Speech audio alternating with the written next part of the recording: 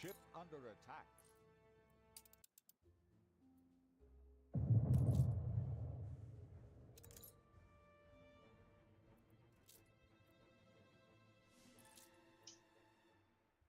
Fleet, prepare to fire.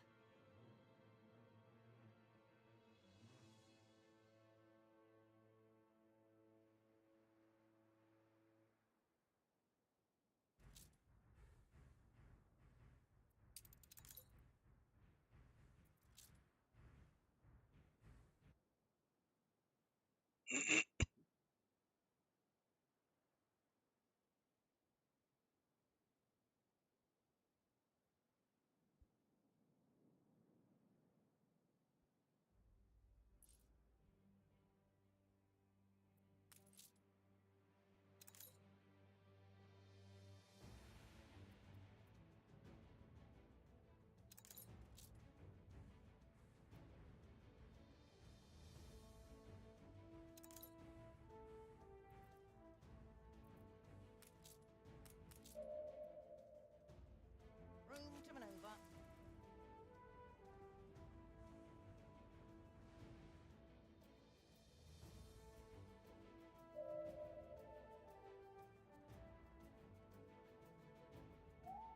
We found it! But wait, where is the Grand Eagle at its top? This is but a portion of the rod.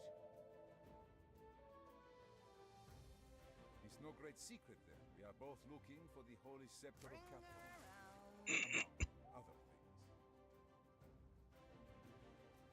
Vicent thought it clever to split our national treasure and the scepter across In the 3 pan. different ships. But with the scepter dismantled, the belief evaporated.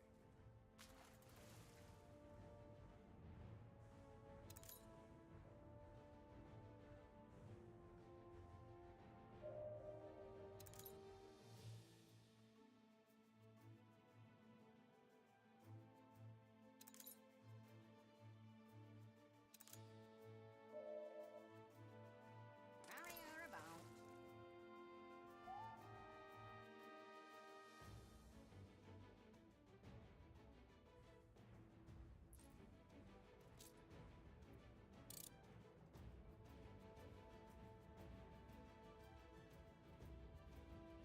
Monitor on duty.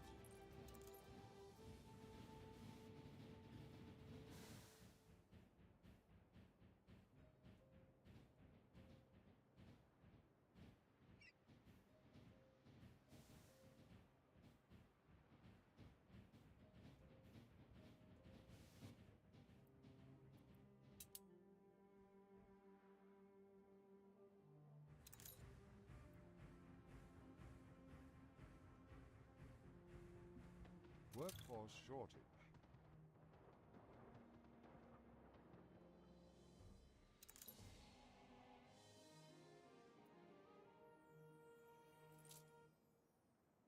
Fleet on the move.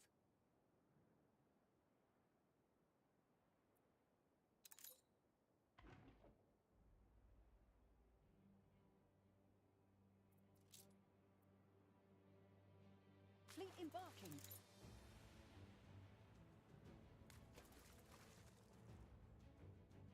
Fleet moving in convoy.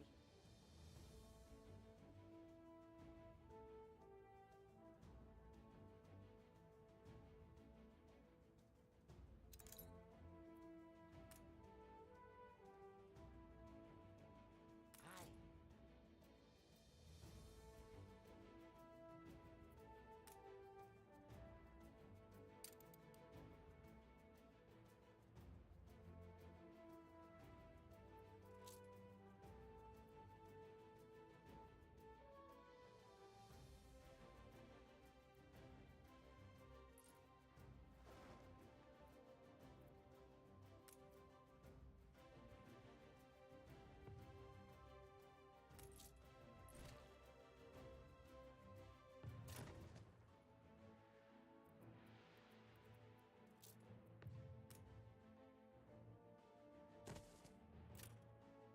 At last, a temple to flavor and taste.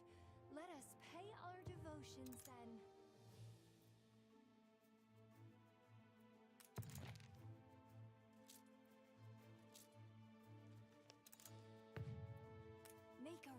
reservation, Jemima. We're dining out tonight.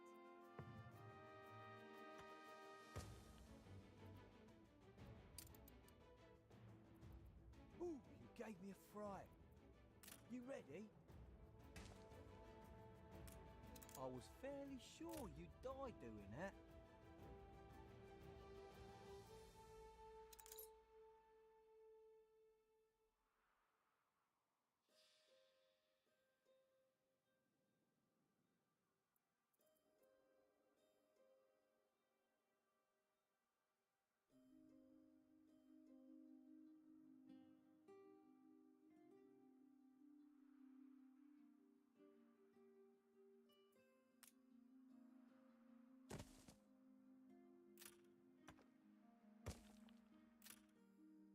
Staff are on hand, but stocks are...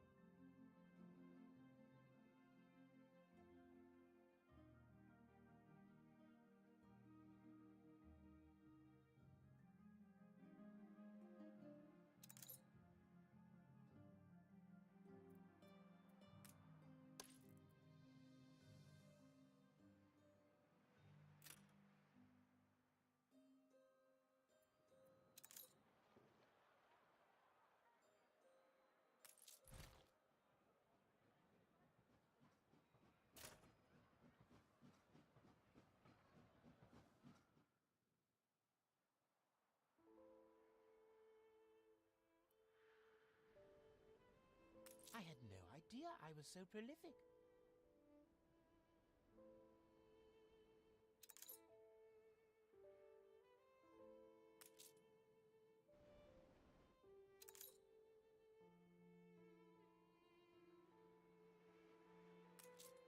I don't have all I need for my canvas.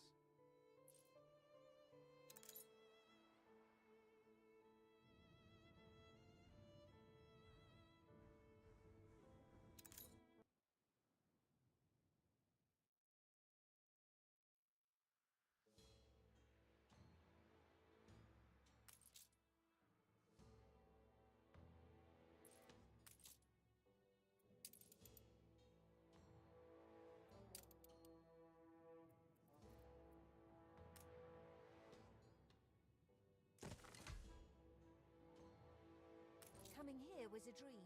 I can have no complaints.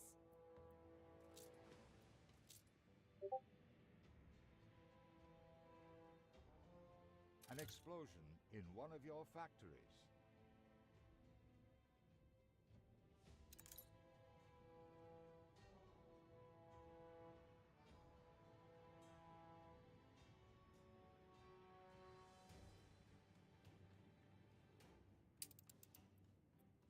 My brother will be...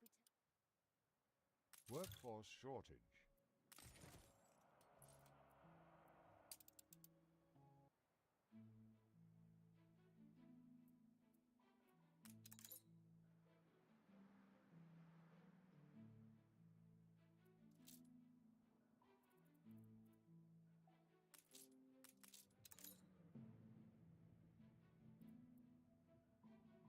On our way!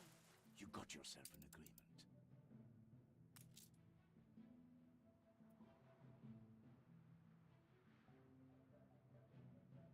Aye.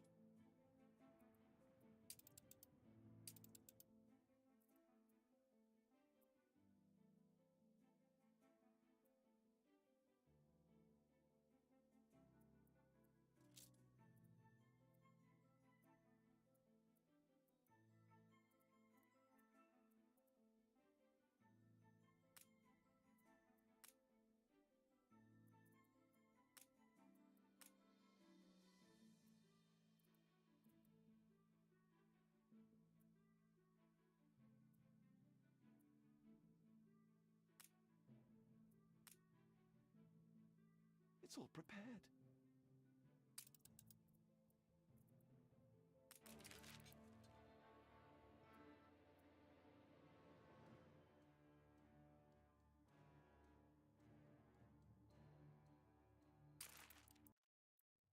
Aye.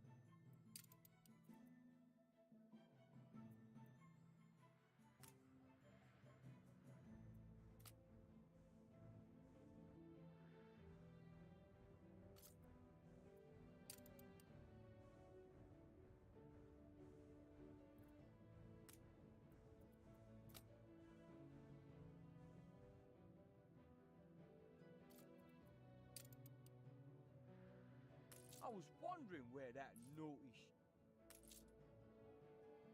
So gratifying to...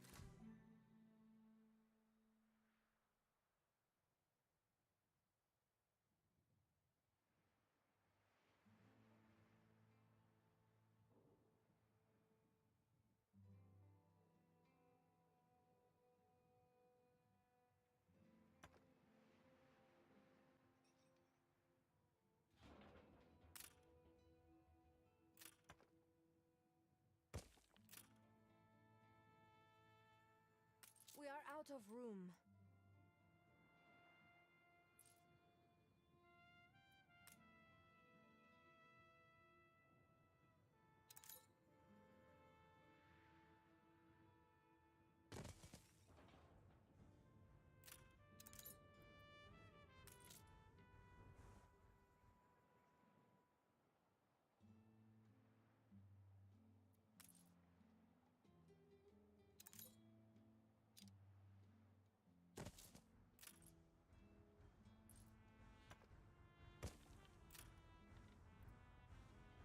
What can I do for you?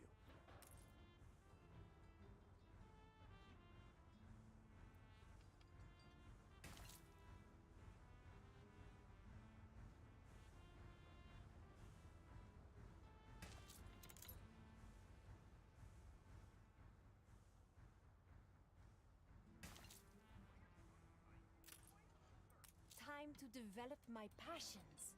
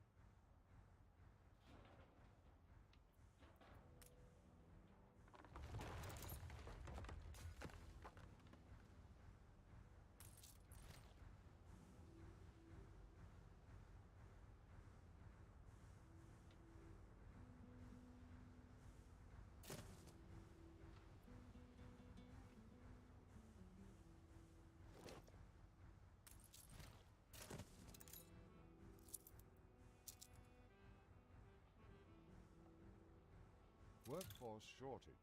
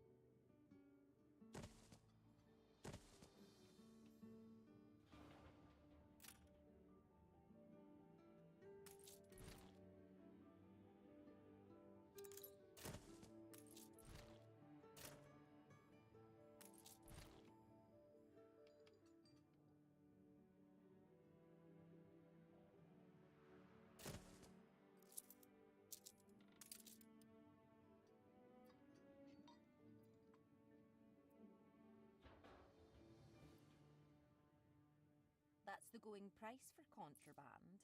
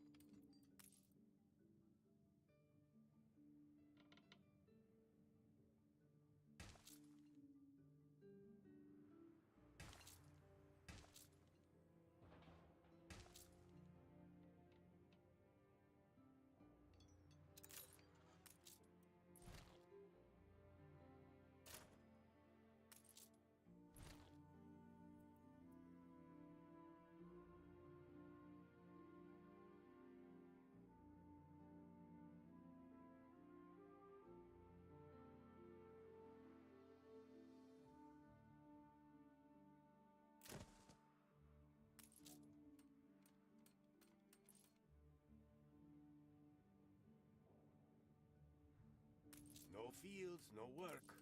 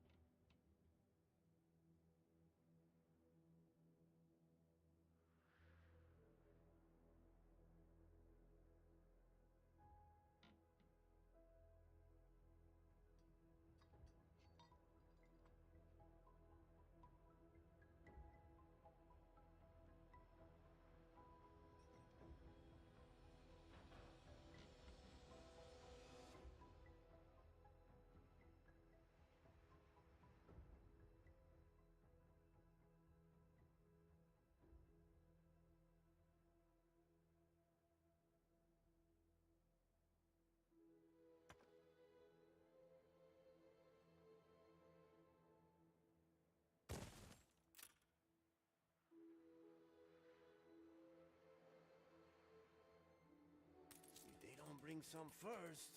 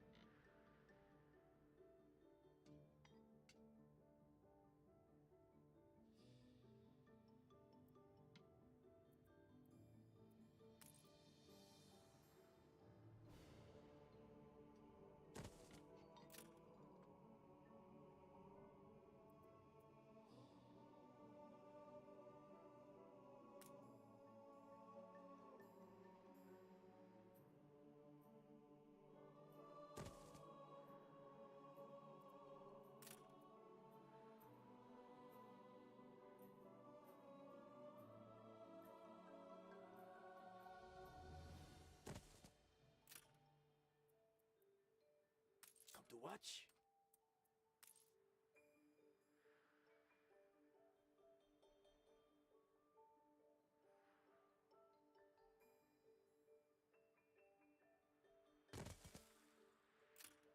You and your modern ideas.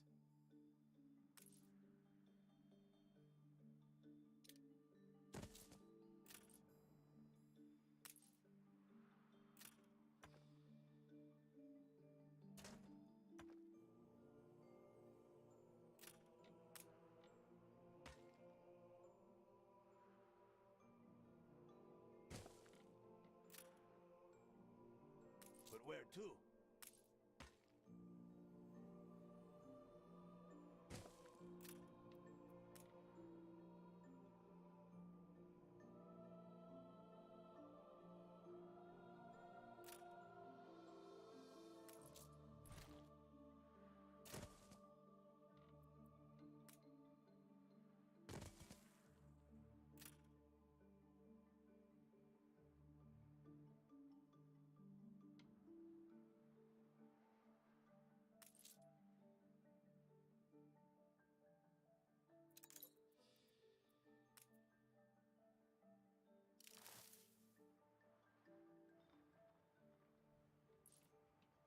It just doesn't grow here.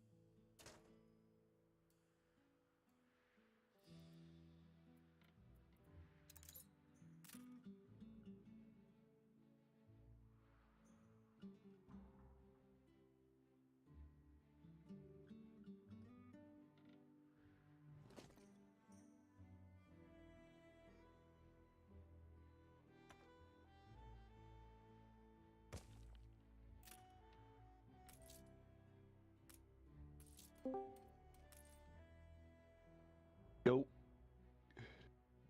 Yo. How's it going? Good, good. I'm still eating, so I'll probably go on mute here in a second, but I do want to fire up the game and... Alright. Yeah, just once you're done, send me an invite.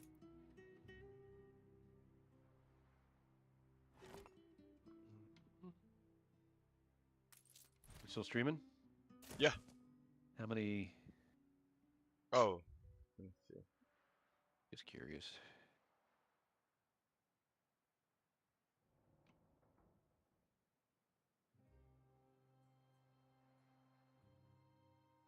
Curious if we're looking at closer to 10 or closer to 100, basically. One viewer. That's my FBI agent. Okay. My usual FBI agent. I feel comfortable being a little loose with burping and stuff like that. Okay. Yeah. I mean, whatever. Your I audio like this quality is sounds weird. yeah, it's like telephone quality almost. Really? Yeah. Hold on. What's up with that? Let me unplug this and replug it.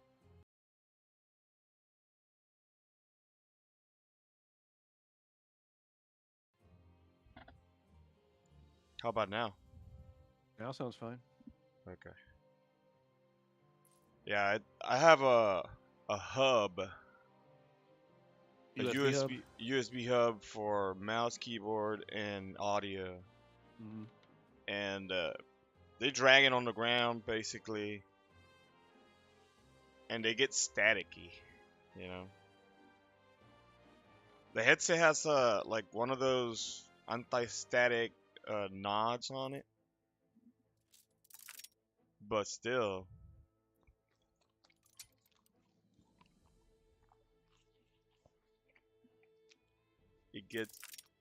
it gets all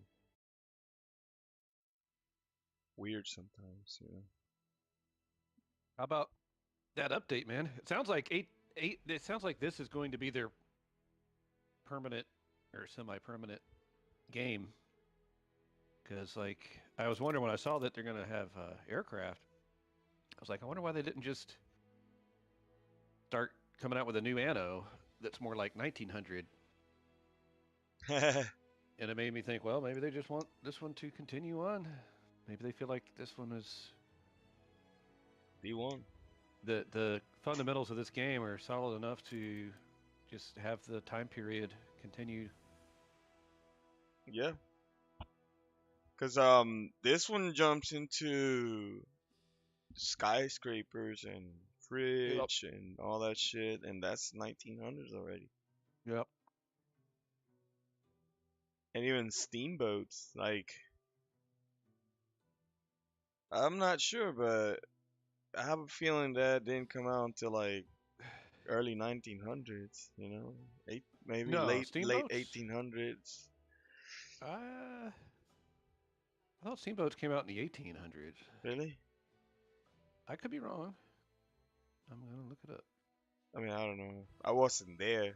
I mean, there was a famous cartoon in the early 1900s called Steamboat Willie, the first Mickey Mouse cartoon.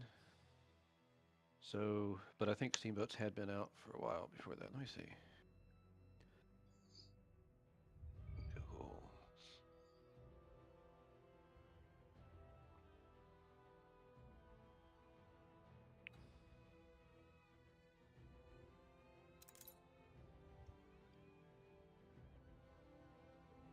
The first successful steamboat was the Claremont, built by American inventor Robert Fulton in 1807.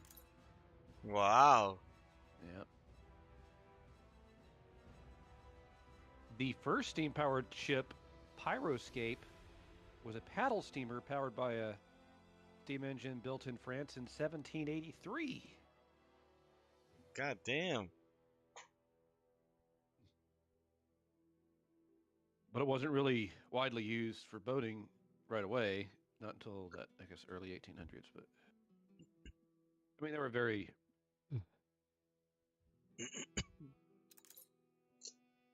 rudimentary, I think.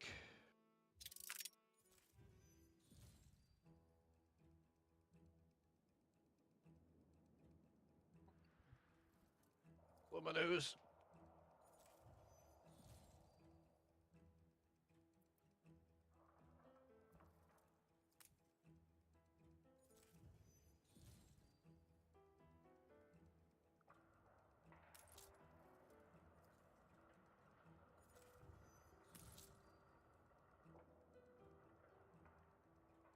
Metal. Yep. I need metal. Where is my metal?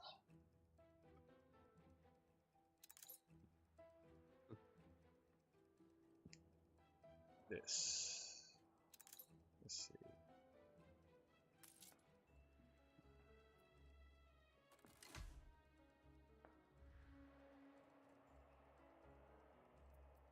So, boom. Ship constructed.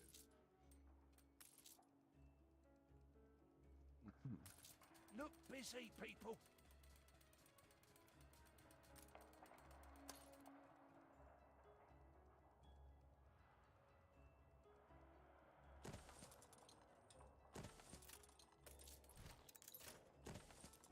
I need more.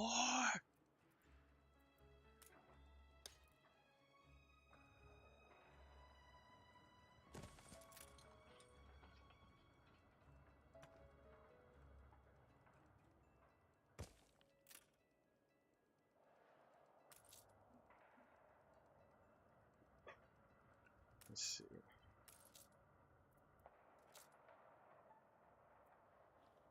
Oh yeah, that's right. I'm working on my fair.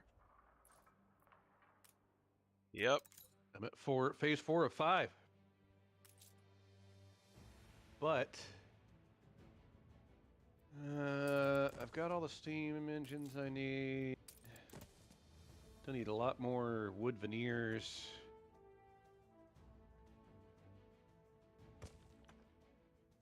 windows and artisans.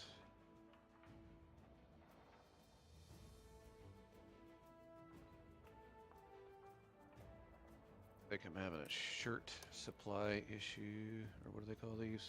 Work clothes. Work clothes.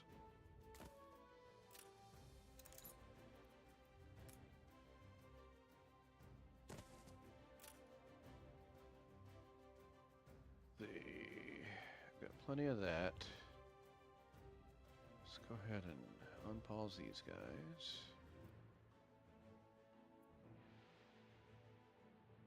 And built some more farmer housing Fleet en route. back here.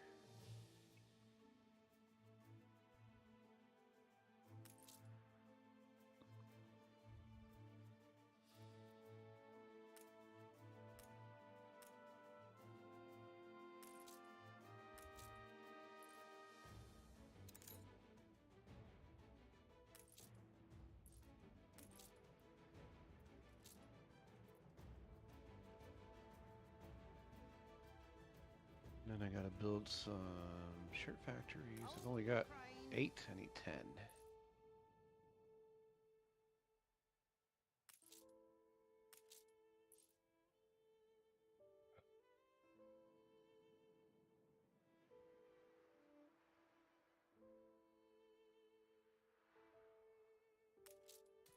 Need some more houses.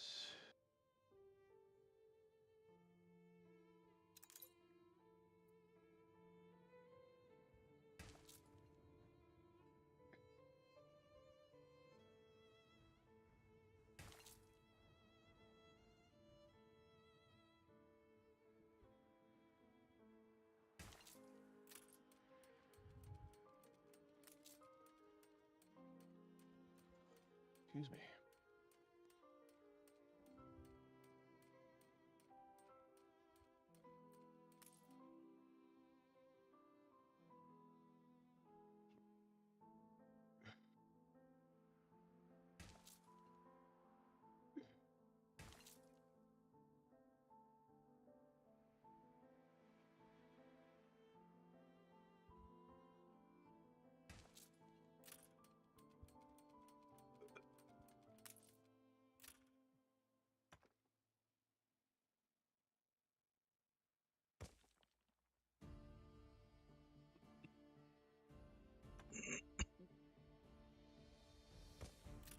Also shortage.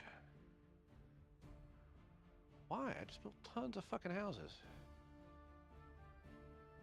Ain't nobody moving in. Oh, we need more fish. Where's my fish supply?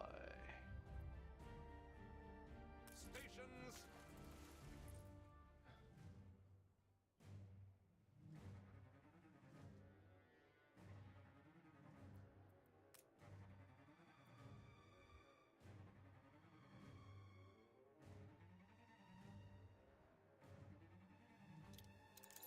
Holy shit.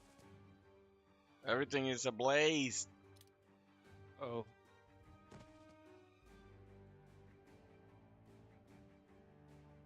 The people celebrate your leadership.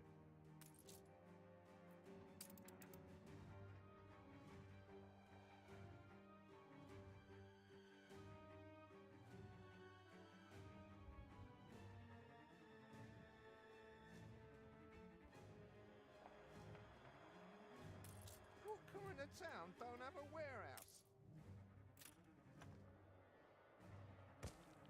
Motherfucker riding by in his blimp again.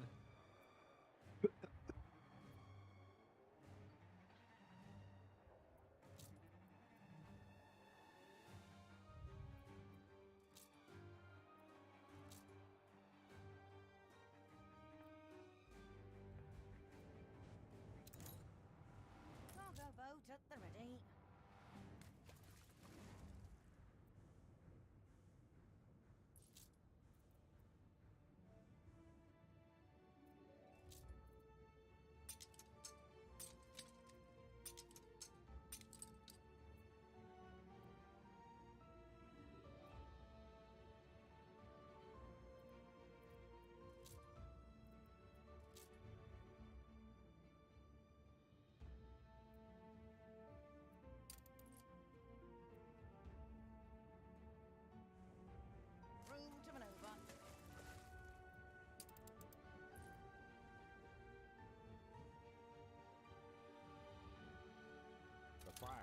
out of control.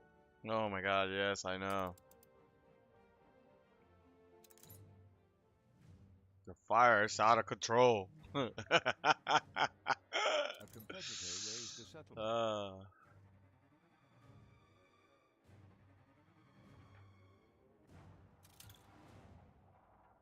You already have fire department nearby, or you have to build one? I had one for like many houses. And it always happens where there's no fire station, you know? That's fine. I'll wait I until they're always done. build like, let's see. So you know how a house is like a 3x3 block? Mm-hmm. If you took like a 10x10 block of houses, that's about, and you take one corner to the next corner, a diagonal. That's about how close I space my fire stations to each other.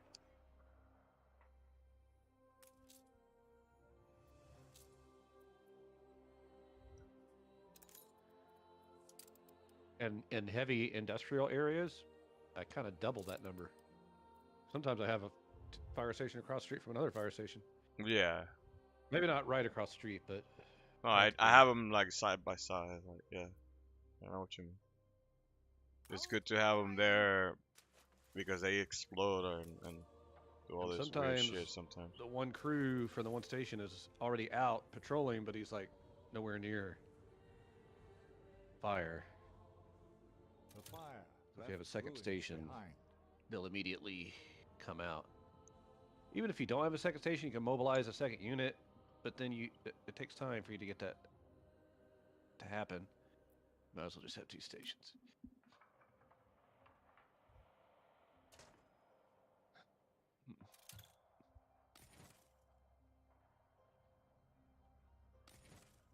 Ship constructed.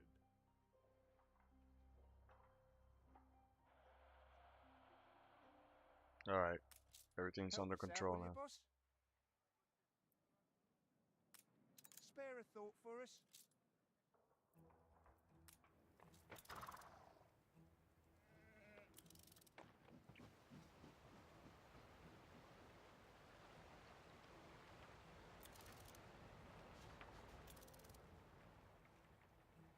One final look.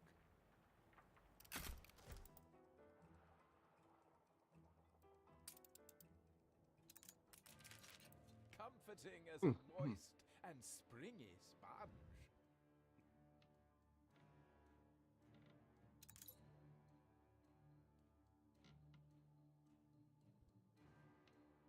Not bad for a big boss.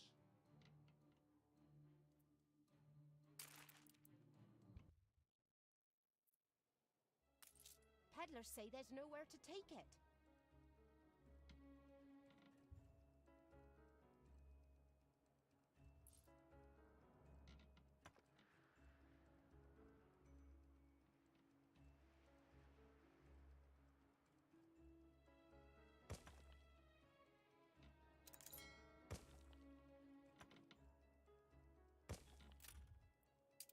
Why is the morale so low? Olga reporting in.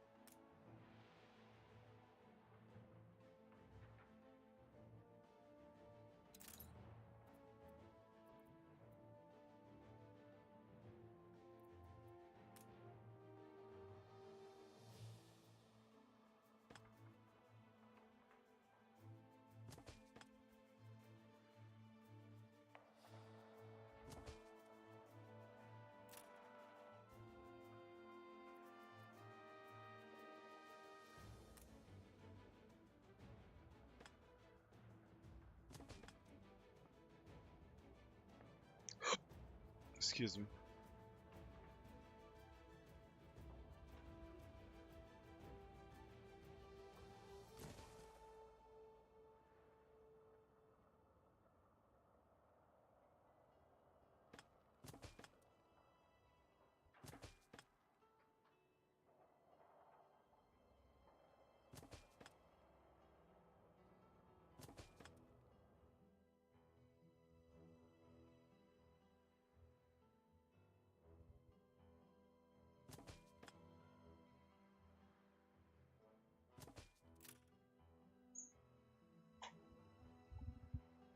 Going out.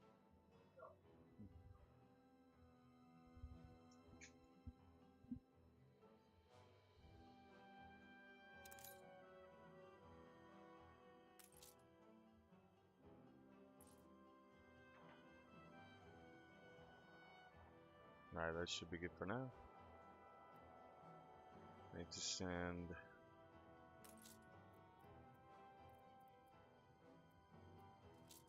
ingots here. I haven't even used my palace yet. I built it, but I haven't used it for anything. We are missing all the elements you built to it- produce a one yet? reaction. A palace? No, not yet. Hold the crane. Will be soon though. But not yet.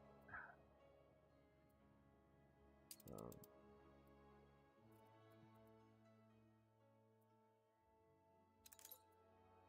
Who's got shirts?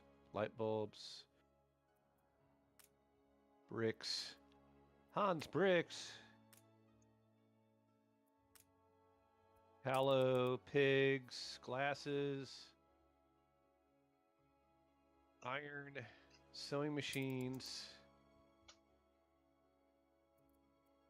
Cannons. Where's my damn shirts, man? Champagne. It seems you're stuck. Fear Did not. they get delivered under my I shall nose? I come didn't to your realize it. aid. Yes, some did. Okay. A token of appreciation from our land and its emperor. Do you remember, when you look at your house, you click on it, and it's got the meter for each item that they need?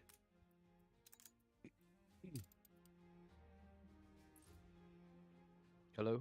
yeah. You know what I'm talking about? Yes. Full of You It's know, like they'll needs run and out happiness. eventually. my best work. Mm-hmm. And then after a while, it'll start to fill back up again because there's more supply. Yes. So my question is, when you have a facility that builds that product, for example, the work clothes, they need the yarn or whatever it's called. Mm-hmm. They have to. It doesn't just materialize there. They have to take a cart to the warehouse to find it. And in order for it to get to the warehouse, somebody has to carry it via cart from the sheep farm. Yes. So my question is the same true with a residence? Does someone actually leave the residence and go to the warehouse and come back with goods? No. Or do they automatically basically get used up straight from the warehouse once they're there? It's not from the warehouse, it's from the marketplace. Marketplace, that's right. So does And, someone go from the marketplace to the warehouse then? That's my next question. No, not at all. Right. Okay. I mean, so as long as it's in the warehouse, it counts as being, it's almost like the marketplace is the conduit or the doorway for the output of the residents warehouse, yeah. to the and residents, yeah. The link between the warehouse and the residence is the market. But there's no actual delivery person that has to go pick it up and bring it to the marketplace. I don't think so. I don't think so either. I see Once it gets people taken to the warehouse, it immediately sucks it up into or makes it available via the marketplace to the residents. Yeah, it seems like so. Yeah, because if I click on the marketplace, it shows all the status of all the goods. Curious. I never do that. I should do that more.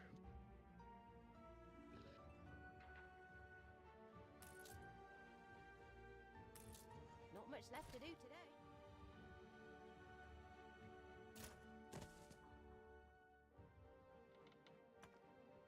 Pay no taxes. I don't have a tax policy, I guess. Ship constructed. Is that what the palace does? You can set up stuff like that in the palace, yeah. So when I click on the palace, in the middle there's a thing that says policies, and there's a little empty box to add a policy. Uh-huh. So I click on that, and I'm under the Department of Administration tab, far left tab. And when I click on that, there's two that are lit up like not grayed out. One's called Cellar Repurposing, CELLAR, like wine cellar. Cellar Repurposing Act, which says plus 200 tons island storage per town hall. And then the next one is Creative Cuisine Act, 30% reduced need for all foods. Affects residences in range of connected town halls, is what it says when I hover over it. But connected to what? To a town hall? But what are the town hall? Also the No, it says affects residences that are in range of connected town halls. So the residents have to be in range of the town hall, and then the town hall has to be connected to question mark. Well, I don't know. Each other? Connected. They have to be within range of the palace? The palace, yes. Okay. The palace has a range of effect, yeah. Gotcha. So there's a town hall. Department of Labor, I see. Department of Culture, Trade, Welfare. So for some reason, it's not considering my town hall to be within range.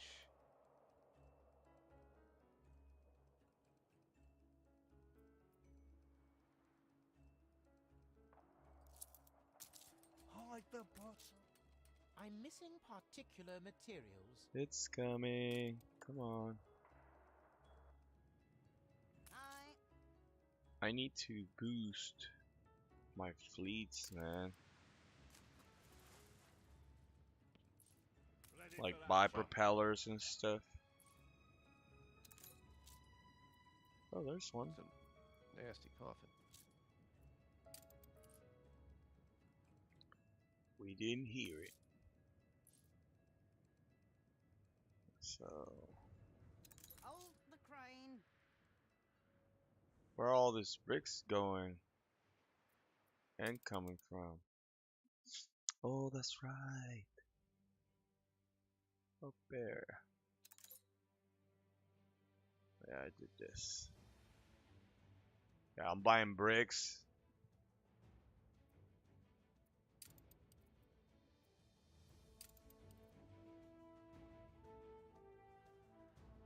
Like once you hit a few Affects millions, museums you in like street you range buy a of bunch of shit. Street range. What do they mean by that? Alright, just you the need to highlight hurry up, thing my there. friend. Oh no!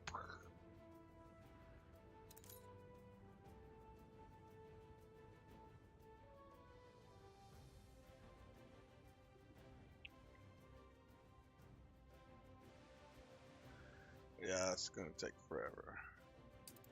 Let's see. Extra goods from farms affects all farms in range of connected trade unions. So, but how do you have a connected trade union when they can't overlap each other? The circles. Connected to the buses? No. Okay, what is it that you're reading from? Well, you'd have to build a palace to see what I'm reading. Yeah, from. the palace. They need to be connected to the palace.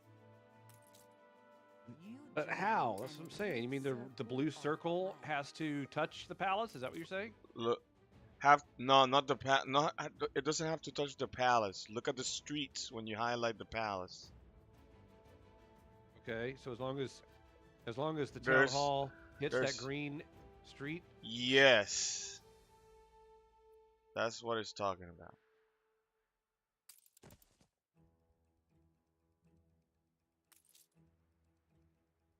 Okay.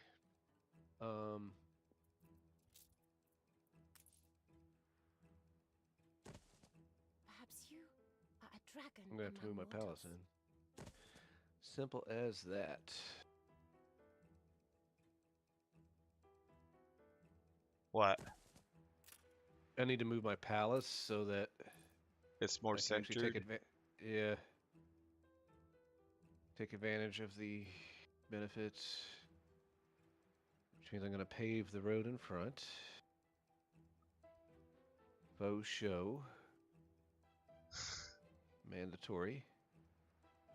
Means I'm going to... Your celestial aura fades.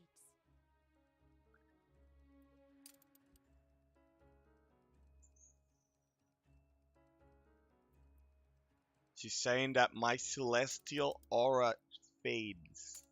They will be most disappointed I have lost ground. Miss Ling Ling.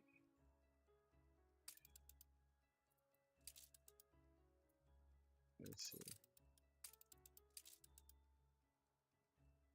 Oh, forgive. It is not at all what I am used to. Really? Does the local wine There we match go. itself up Oh, here? we're decreasing our diplomatic stance with this lady. I sent her money and she's like, "Oh, this is not what I'm used to." And I tried to flatter her, and he went even further down. So, yeah, it's getting closer to a war.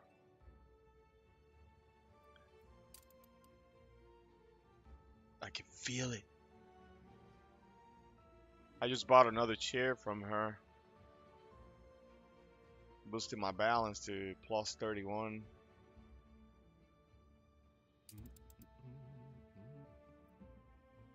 This here.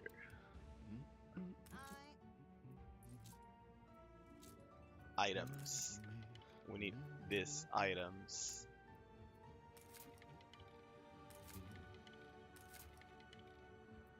Yes.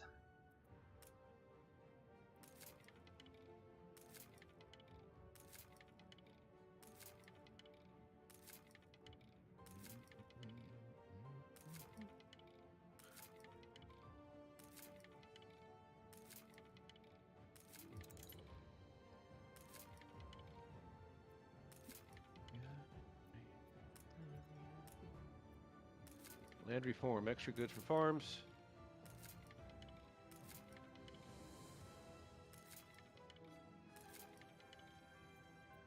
In range of connected trade unions.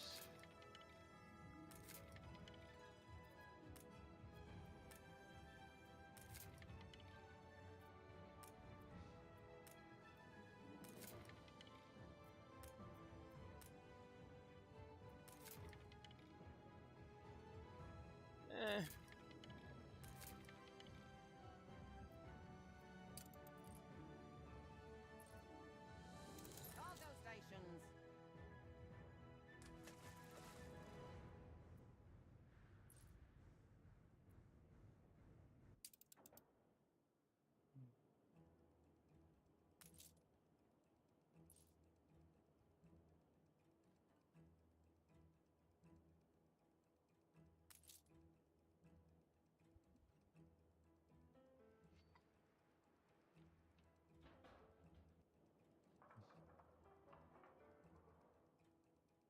The people celebrate your leadership. Oh. I got no snaps. The Stiller is here.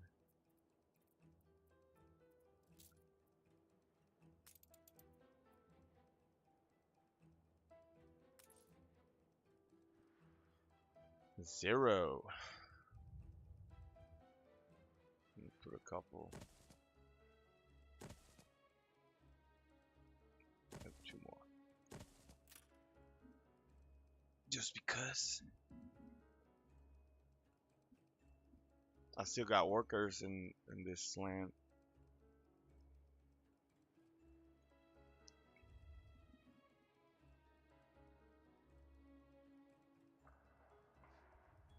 They drink that. They seem happy.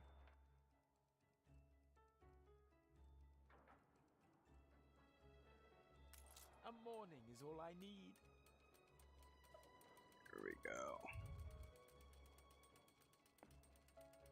Okay. My psychiatrist suggests an ascetic phase. Gasparov just gave me a 14,000 coins. Right. Either 14,000 or 140,000. I'm not sure. Just trying to get on my good side. We're still at war.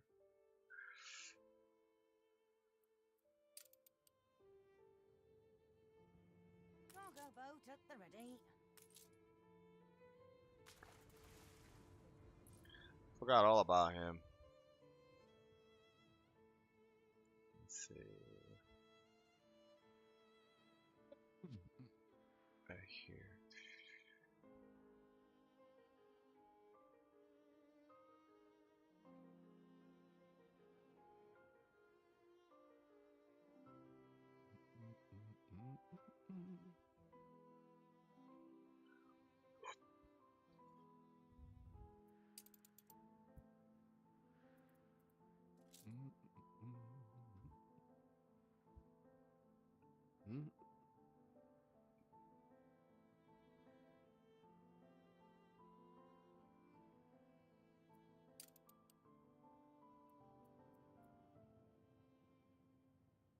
No flour? Why don't I have flour?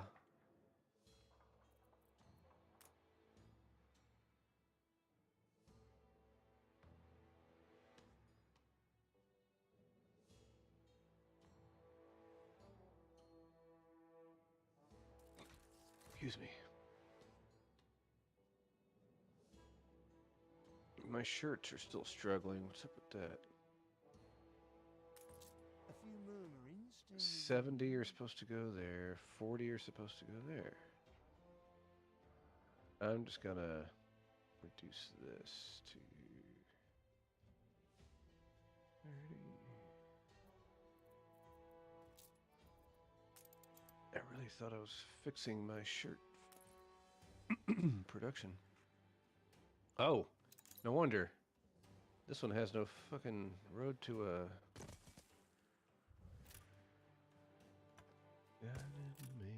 Little Indianapolis.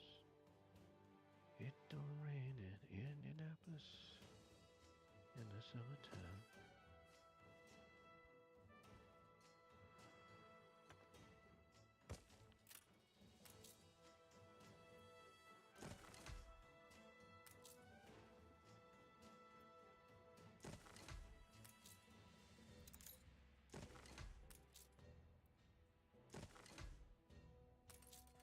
A farm?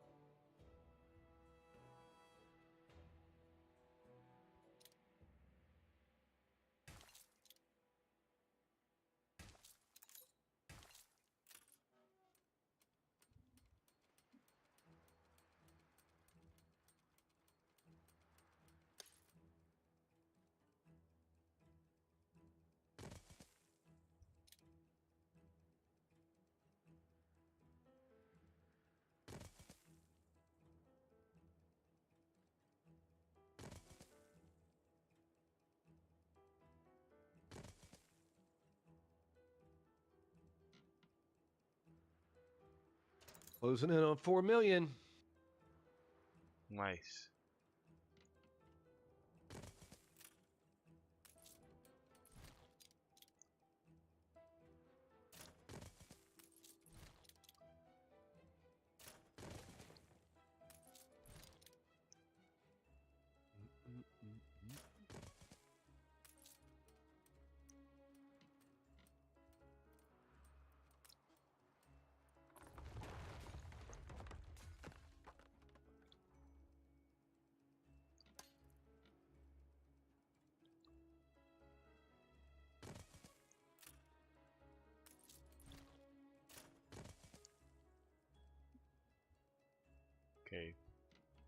We're gonna have pigs galore.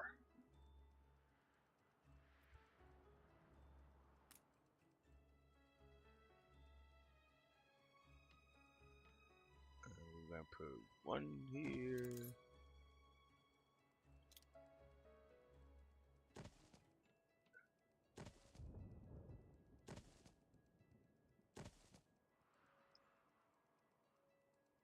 Now we're gonna produce sausage. Sausage for everybody. Yeah, I got my 150.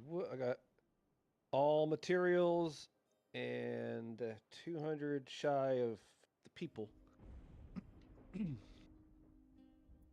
But I'm getting there.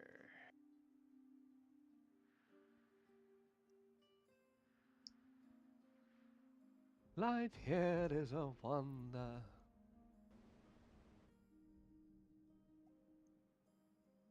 Beer. Need more sewing machines. This city is a Let's see, magnet what's for that look genius. like? Sewing machine. 8. I don't have electricity. I have 3 factories.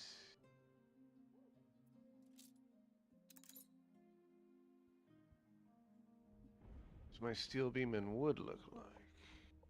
Wood looks good. Steel beams not looking so good.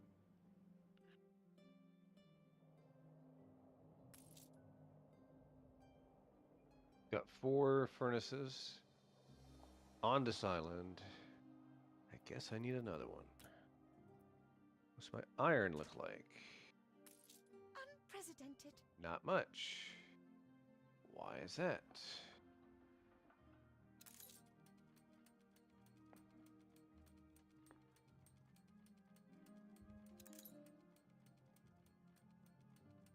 Where's power?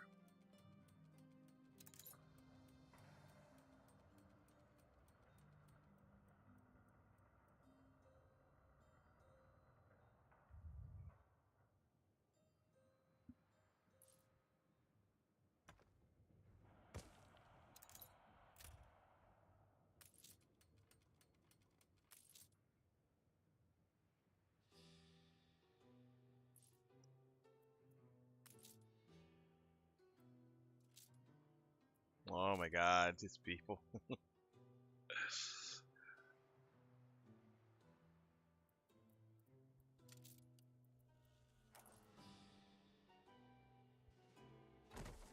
a lot of iron.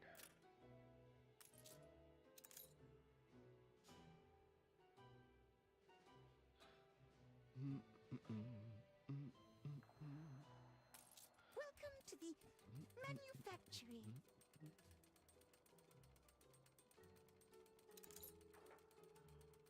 Am I shipping iron away? That was going on. Ooh, I am. Delete that shit.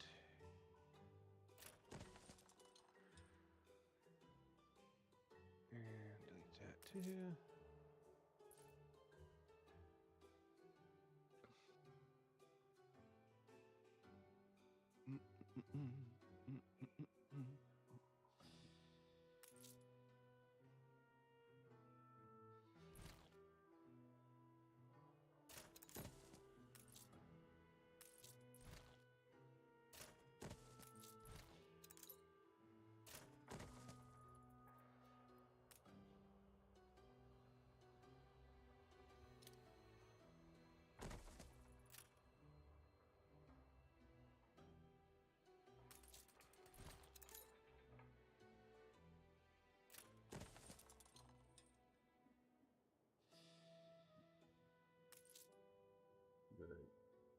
Oh, light bulbs.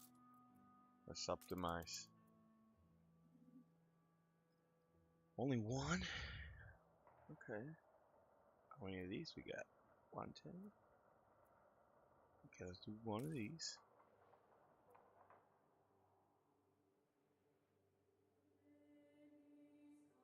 Oh.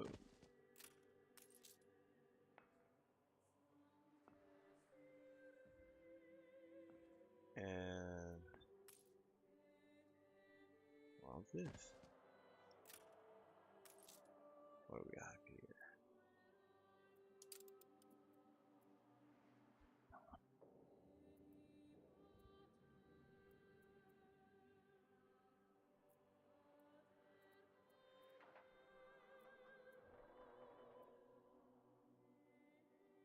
So weird, man, because life in general, that when I first moved out to LA, I was 23.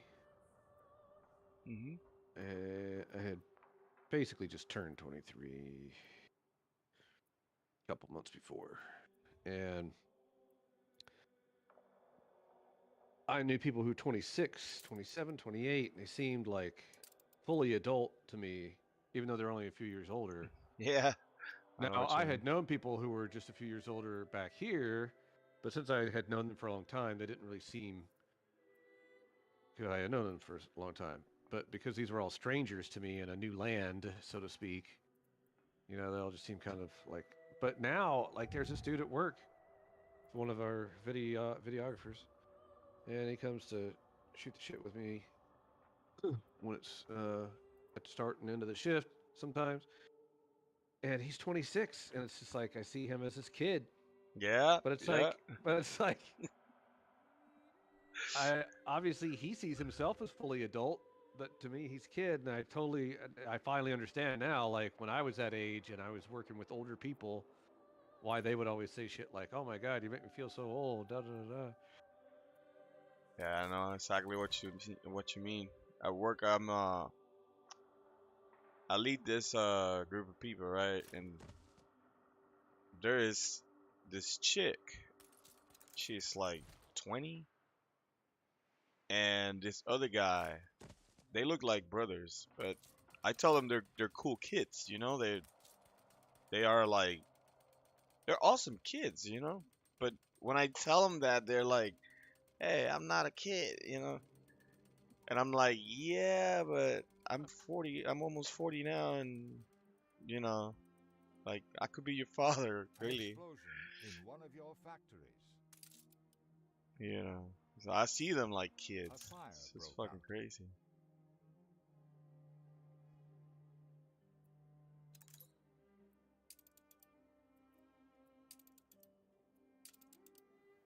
I am so happy someone could help us. And yeah, I think of that because hang on, let me finish chewing this up.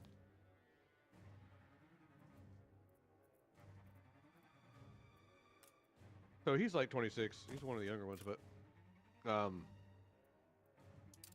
when I was coming up in my career started in the late 90s, 1997 to be exact. I was 20 then. So that's like super young. But I was the youngest. And by far, not just like kind of the youngest. I was the next youngest person to me would have been like late 20s, 30 or early 30s in that range, like 28 to 32. So almost a full decade older than me would be the next youngest. And then older and older from there. And like the average age of people I worked with in radio business back then was probably mid 40s. Late 30s to mid 40s, probably the average. Somewhere in there. So I guess early 40s would be the average.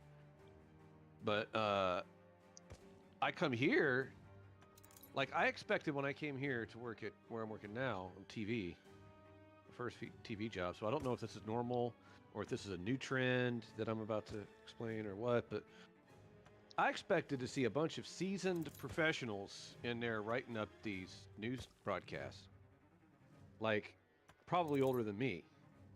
Yeah. And the boss of them all he's probably 50. His title is executive producer.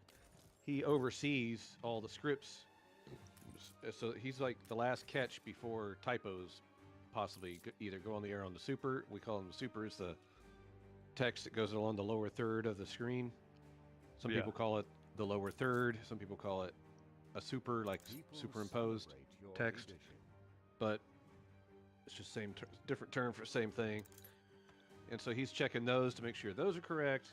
He's also checking all the scripts that end up in the teleprompter to make sure that things are spelled correctly and that names are correct and all that kind of stuff.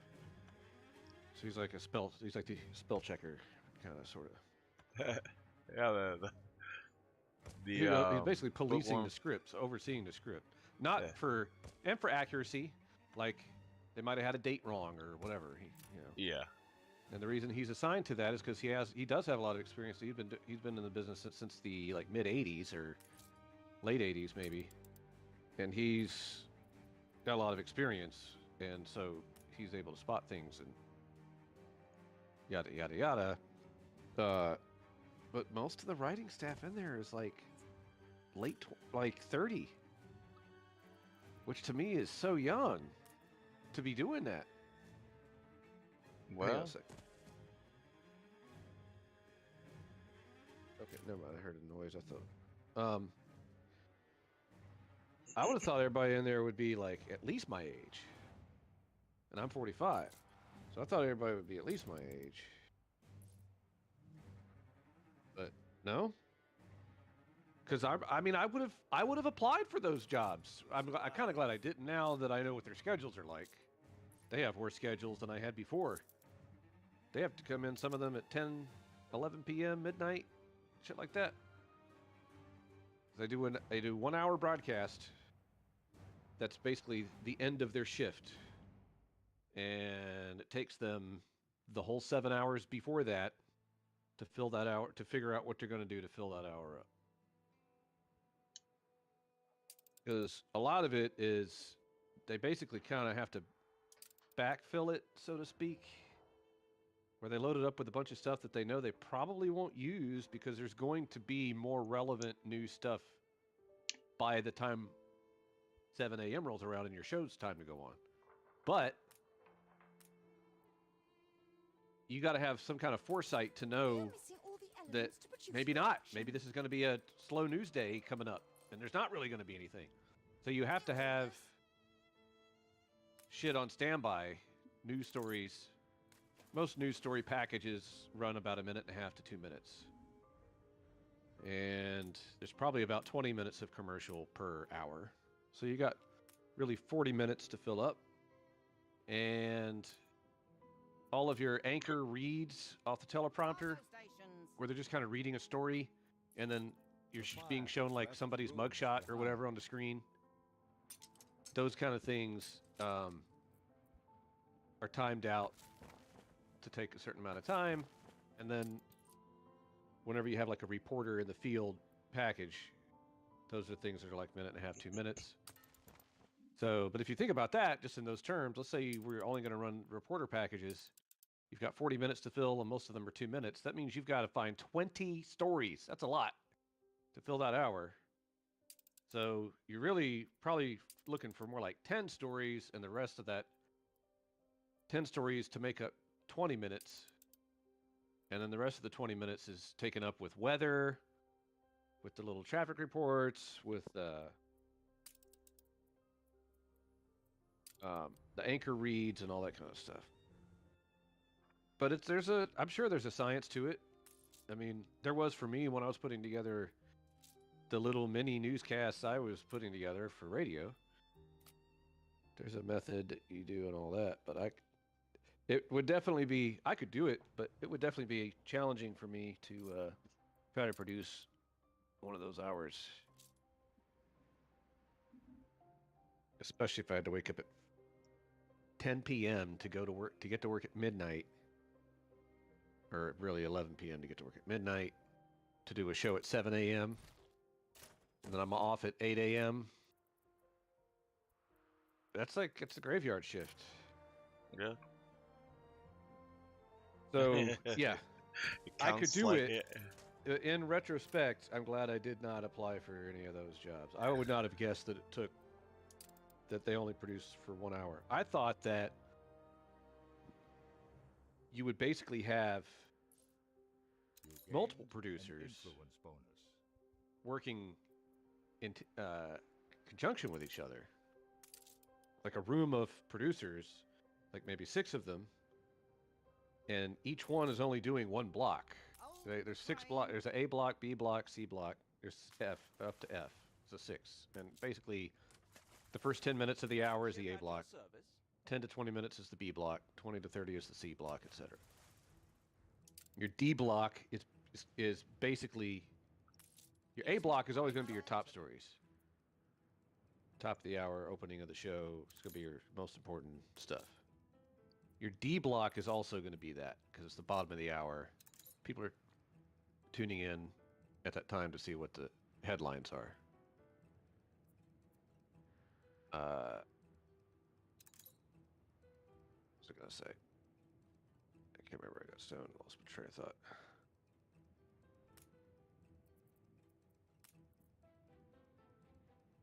Oh. So I would have it where they all come in at like 4 hours before the start of the broadcast.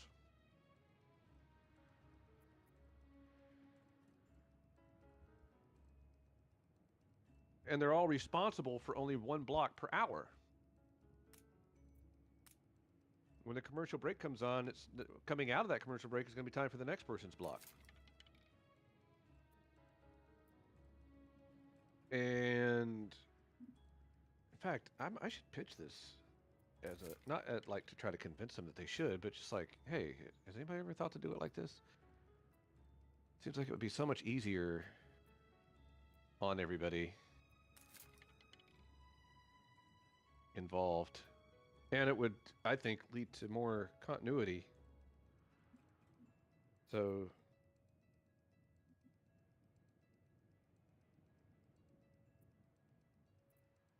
the way it is now, we have a guy doing the 4 o'clock and 5 o'clock hours. That's one guy. Then we have one guy doing 6 a.m. to 7 a.m., a guy named Robert. And then we have a guy named Sam doing 7 to 8. And a guy named Jesse doing 8 to 9. We have a girl named Amber doing 9 to 10. That's 5 people to fill 6 hours of programming. And the only reason that one dude does 4 and 5 a.m. is because basically the 5 a.m. is a rehash of the 4 a.m. Ideally, it wouldn't be if they could afford to hire another person, but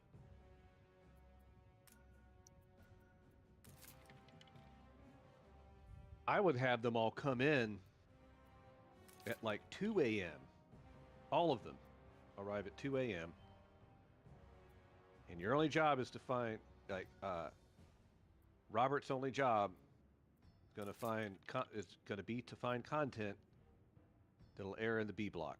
Period. That's it.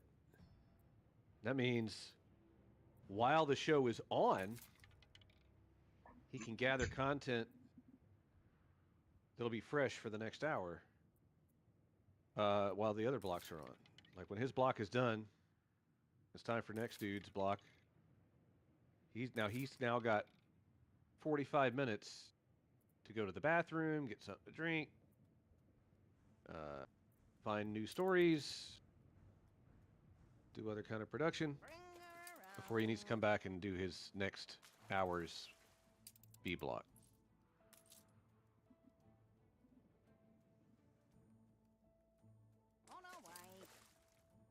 God, that seems so much better, man. I have to pitch that.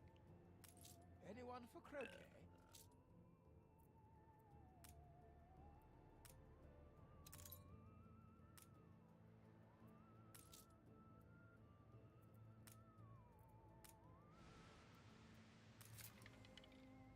Yes.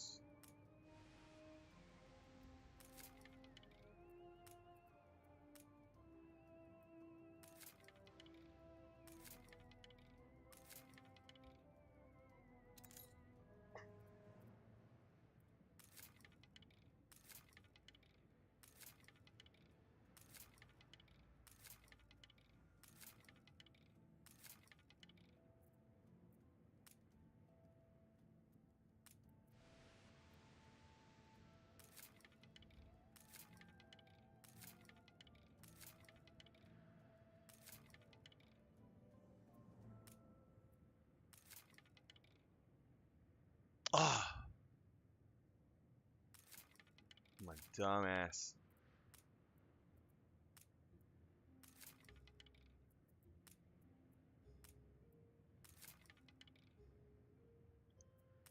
Thank you.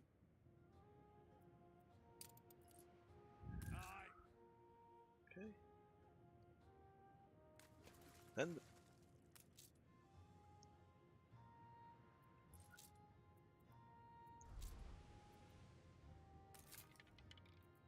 Yes, please.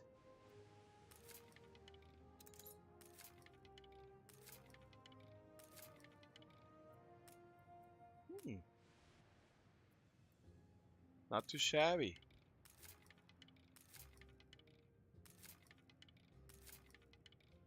The game we need to play for ground combat, dude, is Star Wars Galactic Battlegrounds.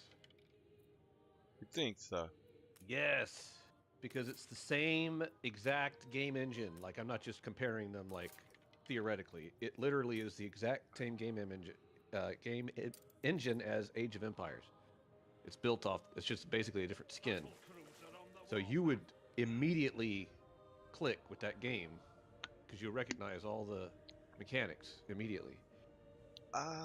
It's just, instead of this whatever unit, it's a Jedi, you know?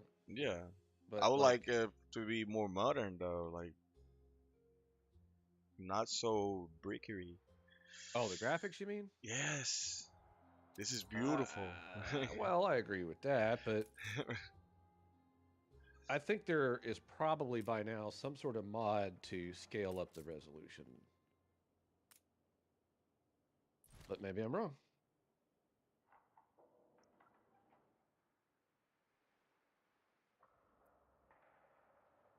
It's a lot of fun though, man, because this game doesn't have... I'm not trying to compare it to this game even. You were expressing a desire before to do... You were lamenting that you can't do ground combat in this game. That would be nice to right, like I agree, go but inside since you can't, and destroy people's shit. Let's play sometime something where you can. I would argue. Because here, once you establish fleet dominance on the water, you're basically done. I mean, you gotta have the economy to support it. Yeah, that's to me that is the challenge of this game. It's not the combat; it's the. To me, that's just a nuisance.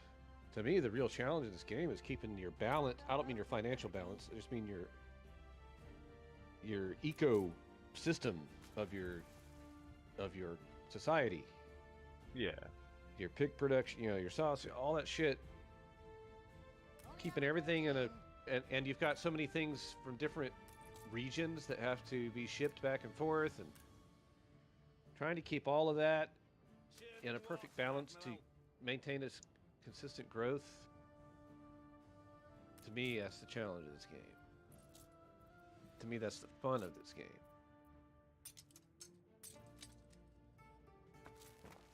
Like, oh shit, I'm in the red. Why? What's going on? Go figure it out. Get it back up and running again. But usually when you do something, you have to take extreme measures, and then later you forget that you took extreme measures, and now it's like going lopsided in the other direction. Yeah. And eventually you come to like a nice little balance. Harmony. Until it's time to upgrade your shit again. And then you have to start the process all over.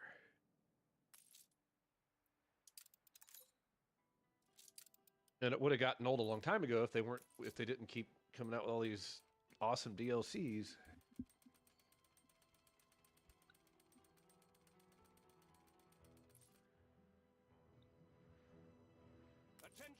What would be nice is if they could maybe the next DLC have a map that is very little water, mostly land, like 90% land, but still just as huge of a map as these, and have ground combat introduced. Oh my god, that'll be fucking awesome. Part of the reason it would be hard on in the game the way it is now is because these islands are relatively small. Yeah. Especially But the if New the World whole thing ones. was all, yeah. But if you had a bigger landmass,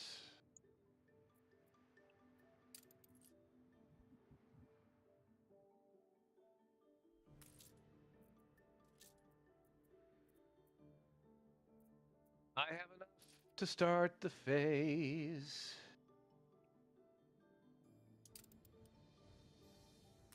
Is the sea not gilded by deserts? Of course we will take a stand beside you. If you are for They are freedom delivering. and justice. We would welcome more volunteers. A new commission?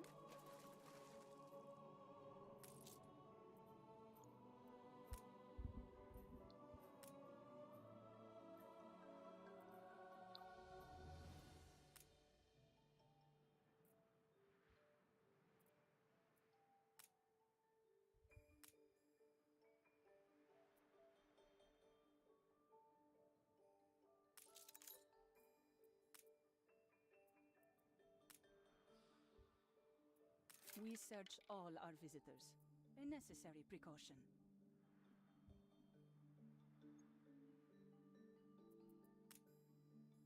No.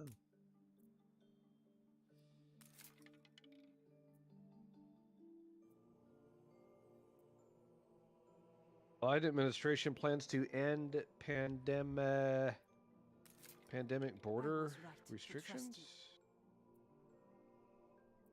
But what do you mean? Like, embrace the people that comes in with corona?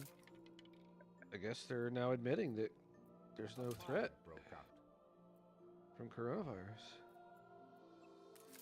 Well, that sounds good. But then I why guess. are they? Yeah, but then why are they not lifting the mask mandate on public transit? I know why, actually. I'm pretty sure I know why. There are a lot of people who demand that they think that it's the government's job to, like, personally protect them. And they get bent out of shape if they rely on mass transit because they're poor or whatever, they see themselves as a victim of society, forced to ride public transportation. and they've been whipped into a hysteria about this virus that they are convinced could kill them. So now they're gonna bitch and complain if the government does not force other people to wear a mask around them to keep them from getting the virus. That's the mindset. Yeah. And so the government just goes, you know what? We don't want to hear it. We don't want to hear the bitching. So we're just going to go ahead and say everybody has to wear a mask.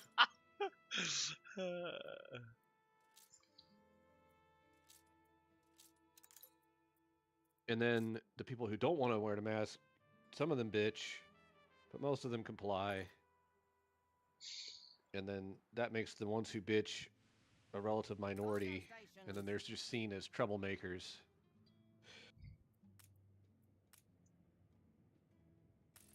Pastimes get bored. No, the troublemakers are the ones who are demanding that fucking everybody has to fucking kowtow to their paranoia. I still saw somebody wearing he was riding a fucking bicycle down the sidewalk on a busy street. There was nobody around him, wearing a fucking mask on his face. COVID mask. It's like, what the fuck? Some people are just... I guess you could only pity them. Well, I'm pretty sure there's people that take showers with masks on, so... God. Yeah.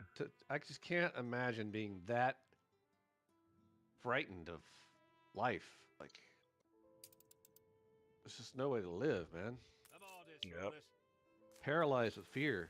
I understand having fear and experiencing fear and even experiencing some paralysis because of fear, like of being afraid to do something because you're or not doing something because you're afraid of some adverse consequence. That applies in like romance and all sorts of different, but you can't live life that way as a matter of course, like constantly. New orders. I would rather just go to sleep forever than live like that.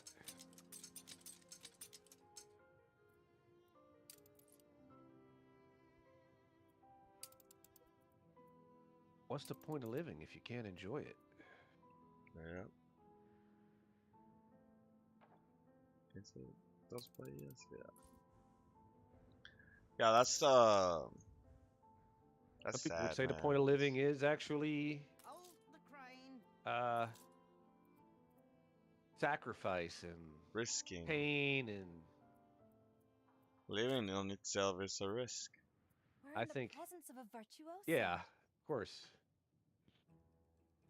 There are people who think that life happens to them, and there are other people who don't agree with that. To attention. There is an old quote that my mom told me when I was first getting started, you know, like coming out of high school. And it was,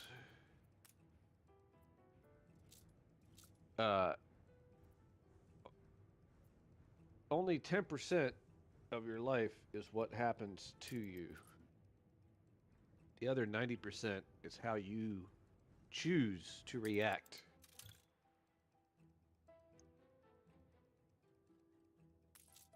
New orders? And in that 90% there is sleep, eat, all the stops that you need to make. Actually, well, no. I didn't phrase that right. Your happiness level is only 10%. What is the quote? You know what? It's been so long since I've had. I mean, I know the sentiment, but let me get the exact quote so that I'm saying it right. I might even still have it in my wallet, but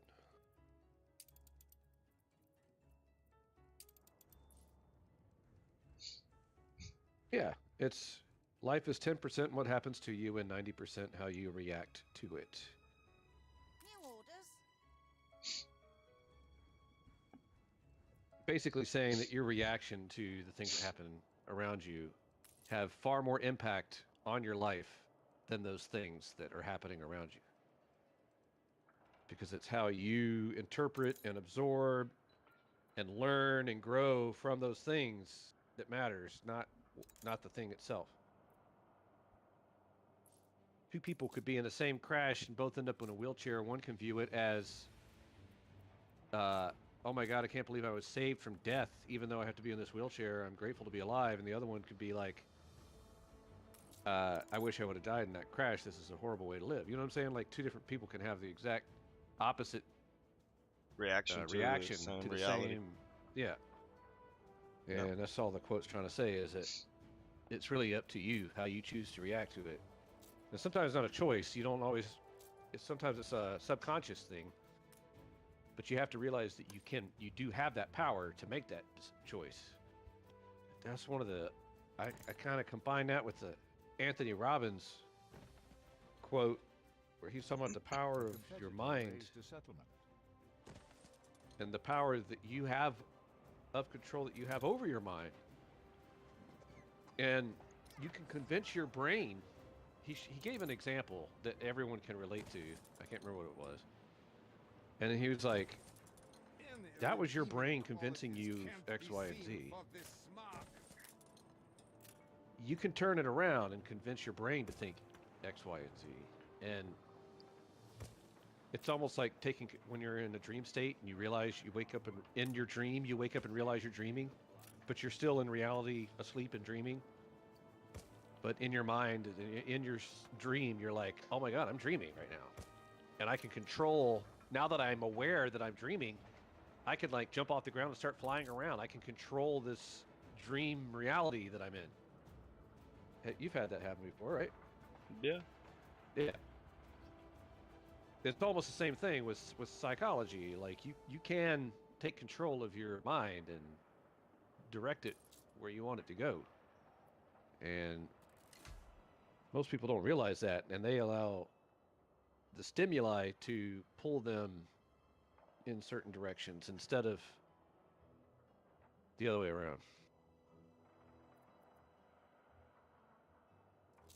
They're led around by life instead of, pardon the cliche, taking life by the horns themselves and steering it. But part of that involves proper, something I learned in like 7th grade health class. But my particular teacher I had, I don't think it was necessarily part of the curriculum. But it was this, I can't remember what the acronym was. You know, acronym like a word, it's a real word, but it's like, it also, each letter stands for something. Yes. And I can't remember what it was, but the basic gist was think about the consequences of your actions before acting. You act on them, on your impulses. Yeah. Yeah. So recognize that you have an impulse to act. Stop before acting and consider what are the possible outcomes of this. For better and for worse.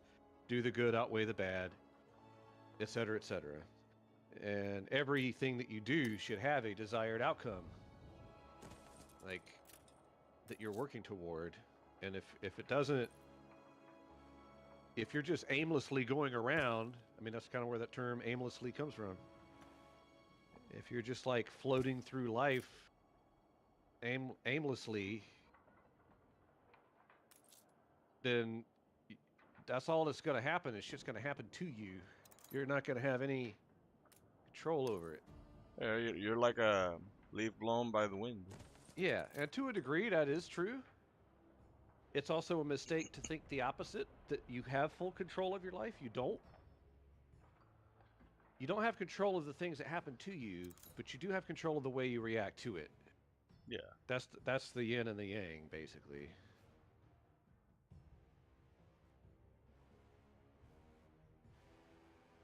That's why worry is such a wasteful emotion. You think? Yeah, absolutely. Because most people, like my dad, has always had a problem with worrying about shit, and it's just like, worrying about shit with me, or how my life was going to turn out, or my brother, or my mom, or just worrying about everything. But it's all shit that he has no control over, and I understand. You know, there's another word similar to worry, but it has a different connotation, and that word is concern. You can be concerned about something without being worried about something. It's almost like if you could compare the word worry to fear and concern to, put it this way, worry is to fear as concern is to respect.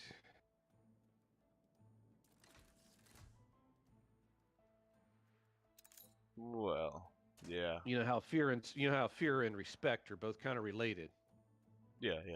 You respect things that you fear, and you fear things that you respect. Yeah, like the fear of God and yeah. Or but the it's law. really more of a respect thing. You respect the law. Yeah. But you are also kind of afraid of it. But it's not exactly the same. They're related, but it's not the same. It's the same kind of thing with worry and concern. Worry is like a base emotion, and concern is like if I worry about you, it's because it means I sit down and think a lot about things that might happen to you, regardless of any like reality going on. But if I'm concerned, it just means that I'm concerned like for your well-being. I care about you. It's just, it's different than a worry. A worry is just like, most of the time you're worried that the worst thing is going to happen. And that's, at least that's how it is like with my dad and the way he does it. And it's like, I just wanted to say, Dad, look back. When is the last time the worst thing that you thought was going to happen ever fucking happened? And he would have to sit down and really think about it. And he might be able to sit down and think about it for a couple hours and like come up with a couple things. I'll grant that. But over the course of his life, I bet it's like a couple of things compared to thousands of things that he's worried about, that he has worried about over the course of his lifetime. And it's just not, it never achieves an outcome. Worrying never solves any problem. It never accomplishes any goal. It's just negative thoughts.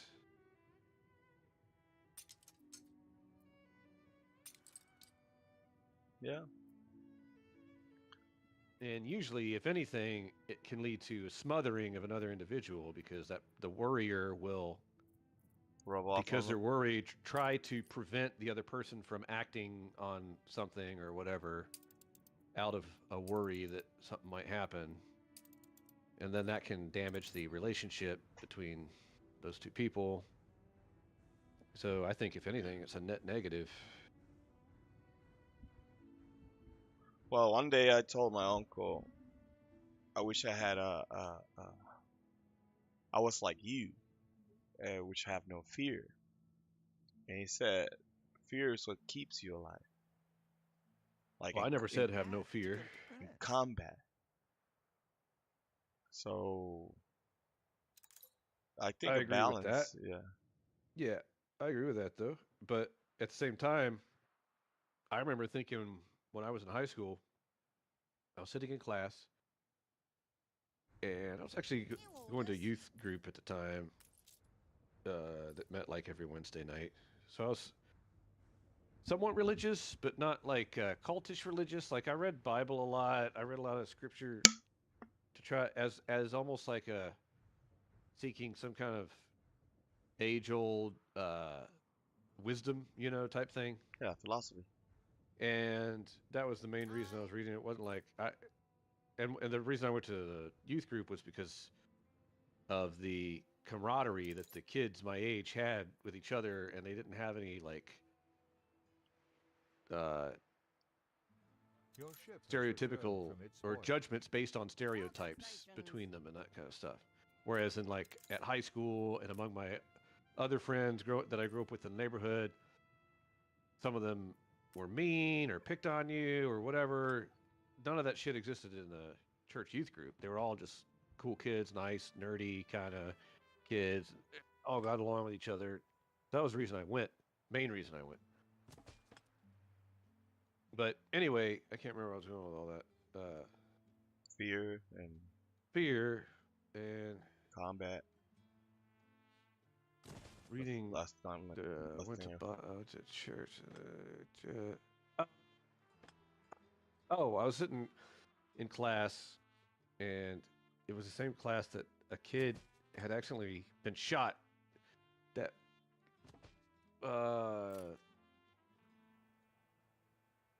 week maybe, or the week before, there was a classmate of mine who was at either his house or his friend's house playing with the gun from the dad's closet, and accidentally got shot.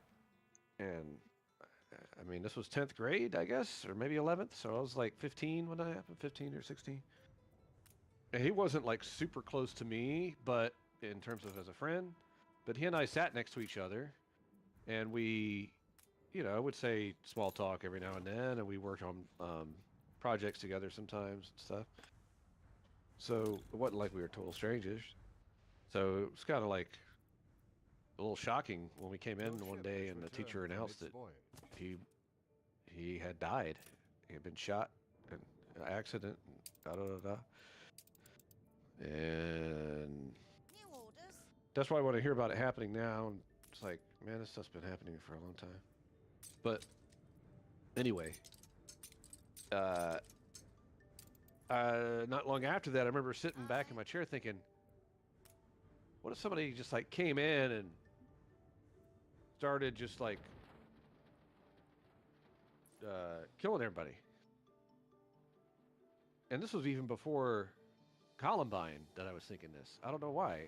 Even there was like no major mass shootings back in the time that I was thinking about this, but was kind of thinking about it in the context of, am I ready to die?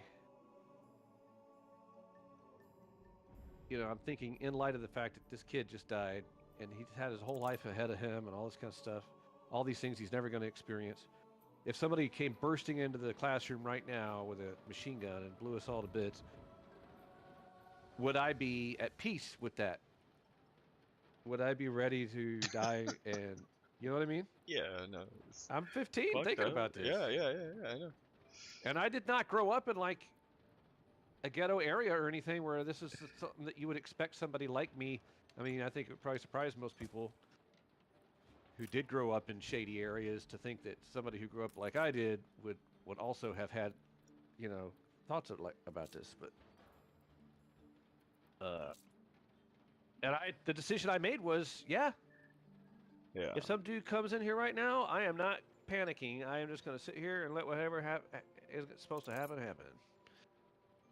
That's how I felt at that time.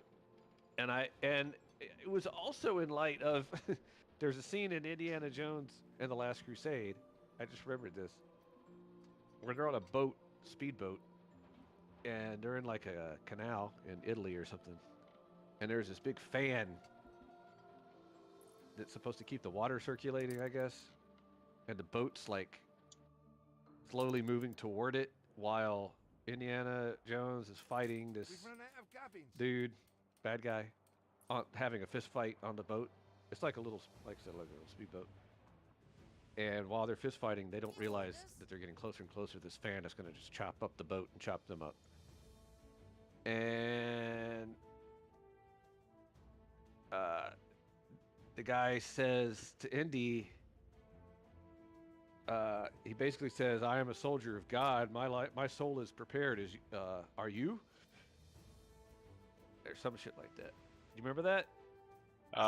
Not exactly word by word, but something like that, yeah. And I remember thinking, like, I want to be like that guy. I want to be where if death is facing me, You're ready to die, yeah. I'm not freaking out and panicking and crying and all that shit. Yeah. Be a badass. Yeah. I mean, I'm not. Look. I'm not gonna say that I'm ready or not to die because it's only when you're faced with that reality that you really know what and how you would react. You know, what would you do? But I think the more you experience in life, like the more things you check out your bucket list, yeah, I agree, will help you be prepared to say, you know what, I'm positive.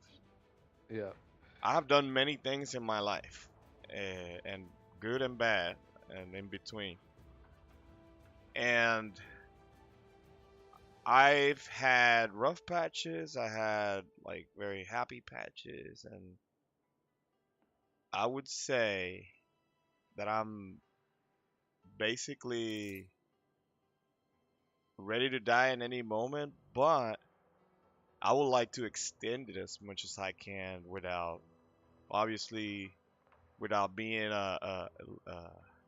agonizing or badly ill or some shit, you know? Yeah, I like to be healthy to enjoy it. That's what I'm trying to say.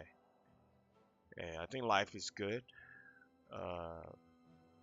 especially if you like to enjoy it peacefully and you know and see other people happy. So yeah, I mean, but if it comes to like, oh shit, I'm about to die or whatever, I think I'd be ready to go, man. it just depends on the how, obviously. Like, Yeah. I still, Yeah, I'd rather I'd rather die in my sleep or I'm still in a car terrified of, accident a plane than die crash. in a fucking going down Like the grinder or being a 747 and the engines just die, and now you're going straight down for 30,000 feet into like a cliff. No, I'm not. I mean, not a cliff, but into a mountain. I'm not into that. I do still actually get really nervous on flights. Well, I mean, yeah. Small planes I'm Supposedly, fine with, but not the big ones. supposedly like there's flying on more big. risk in traffic and That's ground true, traffic but that's there is I can debunk that easily. It's true as a statistic, but it's only because there's way more cars than there are airplanes. If there were as many airplanes in the sky as there are cars on the ground, then that would no longer be the case. Well, yeah, of course.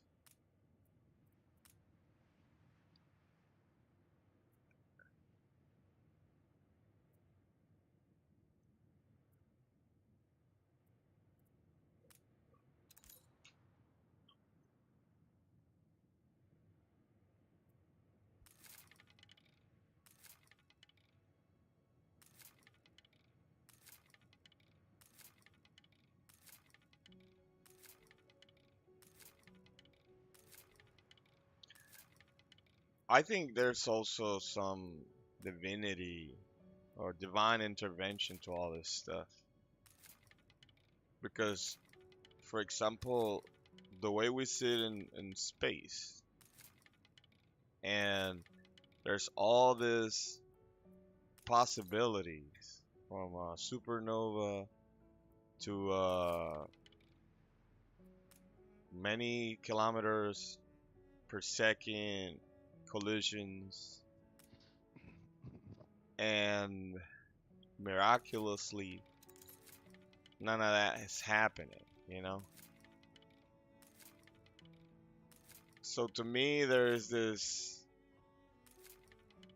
wisdom behind nature that's like keeping things in balance and making sure that there is some sort of coherence to all this reality. And I mean, that's the way I see it. New orders? Sometimes I guess we just get like overwhelmed by A new commission? our experiences. But I think that's there, you know. Time for a kip. Carousing and older. Let's see. Wait, what's up with these? Cargo stations. Need wheat. I mean, need flour. They need wheat. You know what I need is a gasoline place. Where am I going to put that?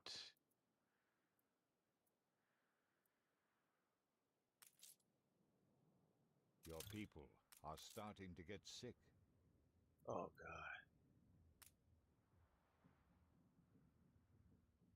The people are starting to get sick. Of course, in a place where they don't have a hospital.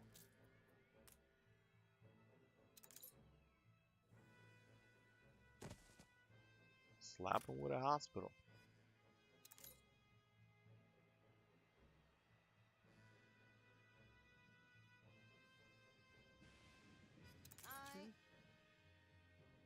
I brought engines down here,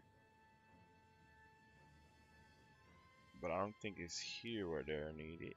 It's here.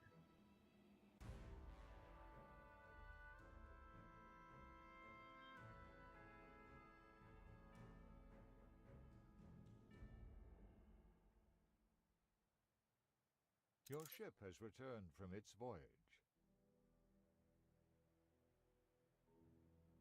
On our way. Oh yeah, baby. Hit me. These people are gonna produce. Olio reporting in. What? What are you doing?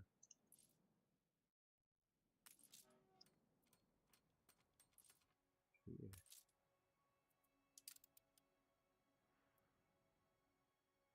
Go. And boom. no great rush. Let's see how far this goes.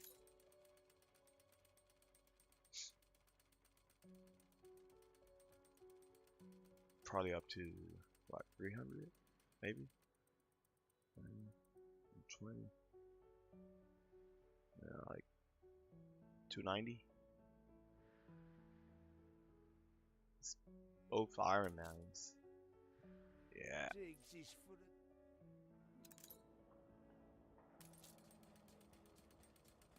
People are full. Got great output. Let's keep producing. Oh, but I need storage. More storage down here. Let's see.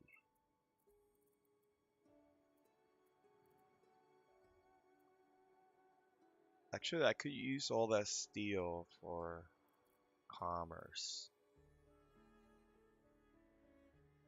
So, let's build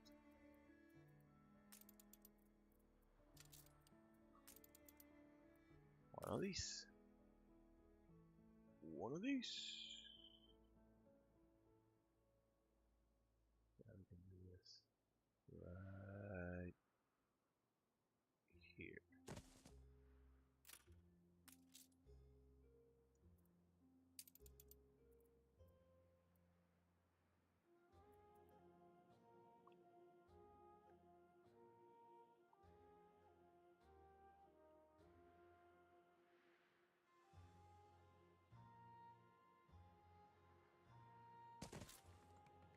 What in Windows?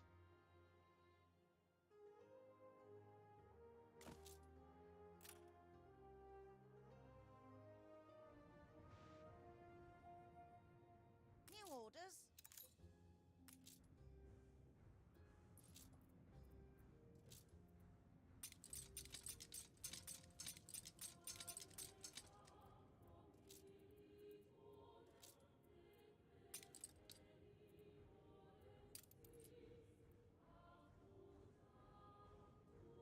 Carry her about.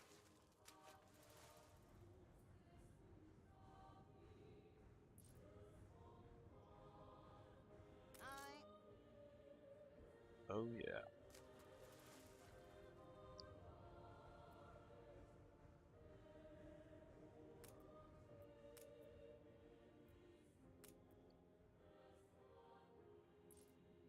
Cargo stations.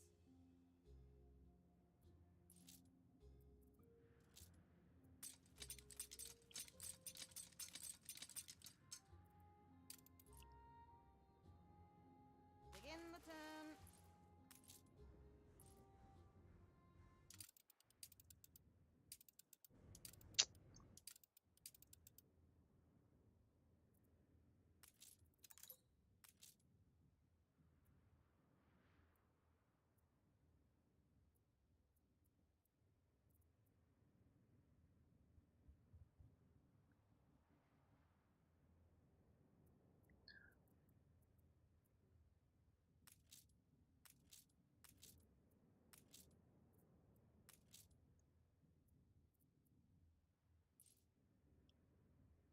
Aye.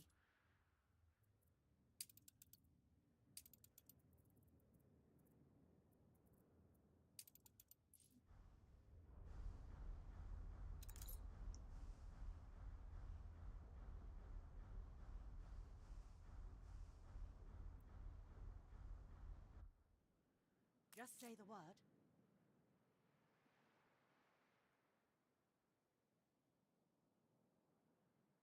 So close.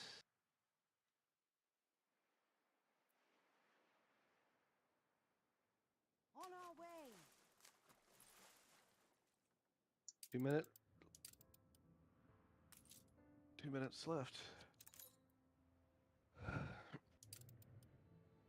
For phase 4.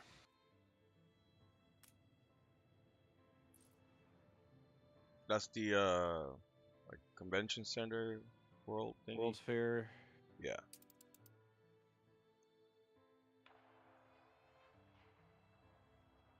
Can you move it once it's planted, or no?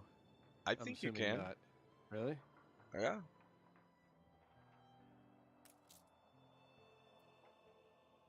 In a way, I kind of feel like they should have made that a. No. Just because it takes so long to build it, it seems silly that you can just bloop, move it somewhere. This is the outer ocean. And it looks like it goes underground, but it's hard to tell. Hold the crane. My calligraphy smudges with tears of doubt. I guess it's all surface level on the inside. Your people are healthy again.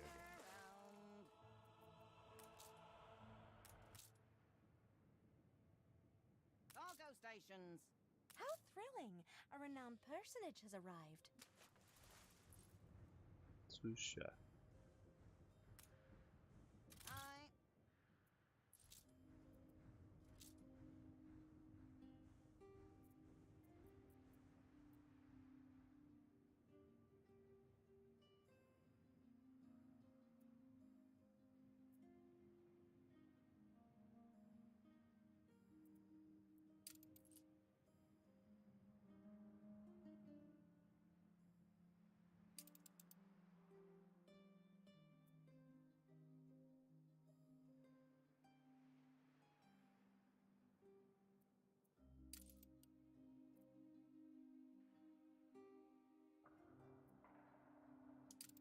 Cargo boat at the ready.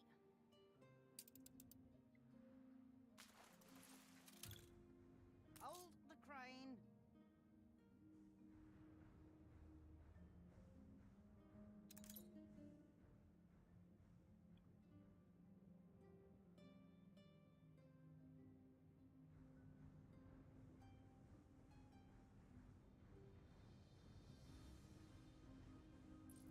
Aye.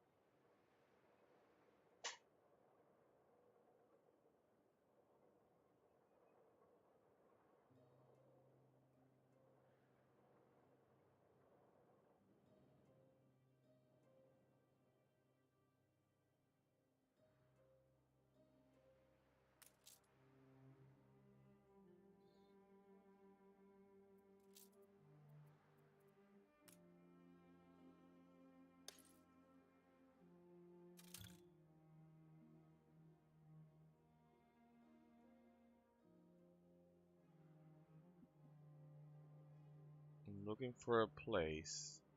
I think this is gonna be it. Yeah.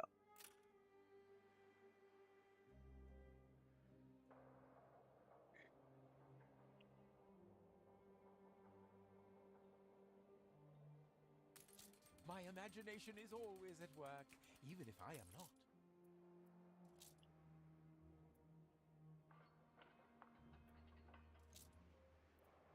Ah, fuck.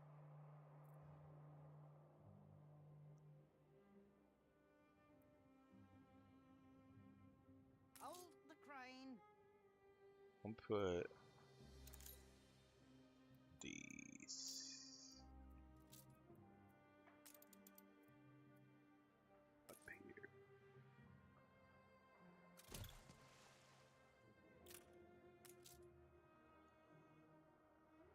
40 windows.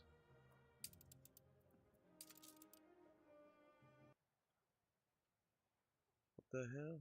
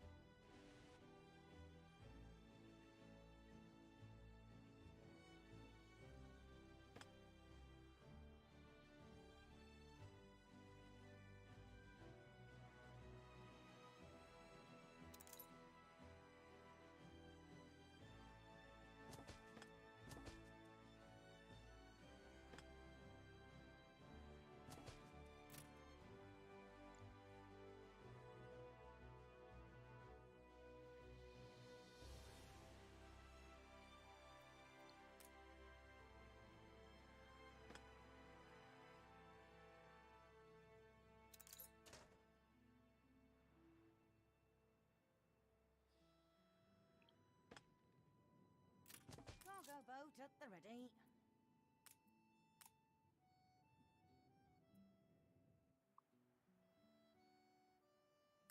What brings you here, Governor?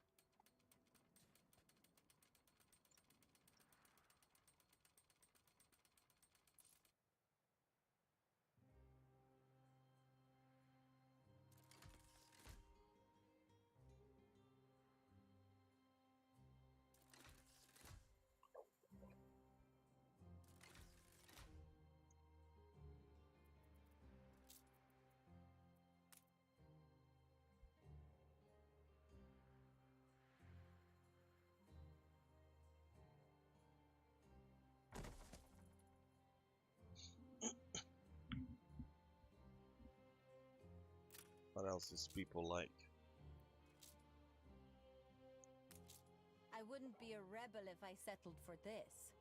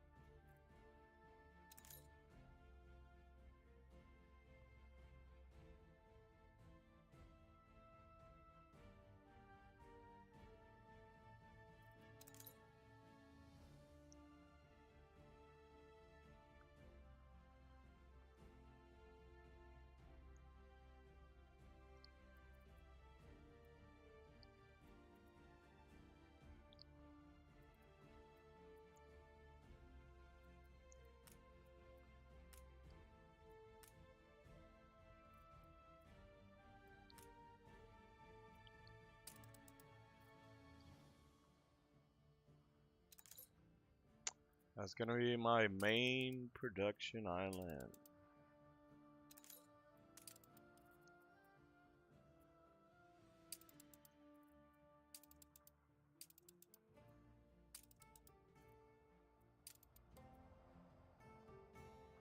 Yep. Gonna produce caps and shit here. We lack the requisite materials. We need coal. I got you. When hours of this kind, Let's see I how don't it's ask questions. coal mines over here. Well, they're fully operational, Look but busy, people. we need more.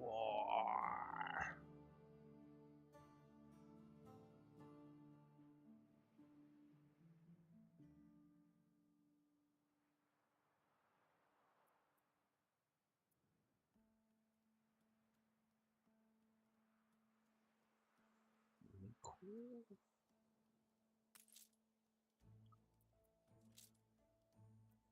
Yes, yes indeed.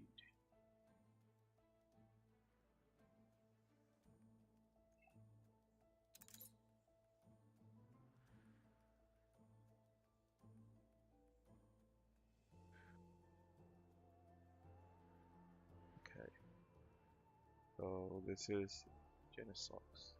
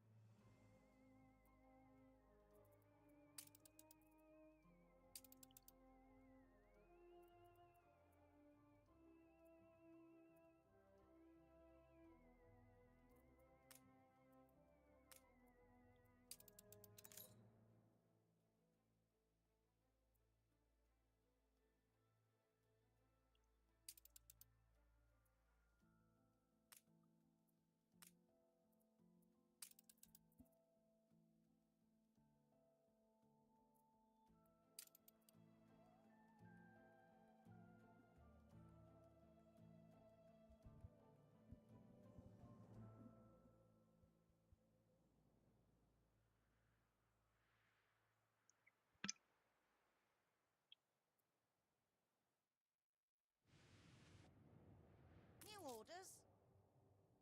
Oh yeah.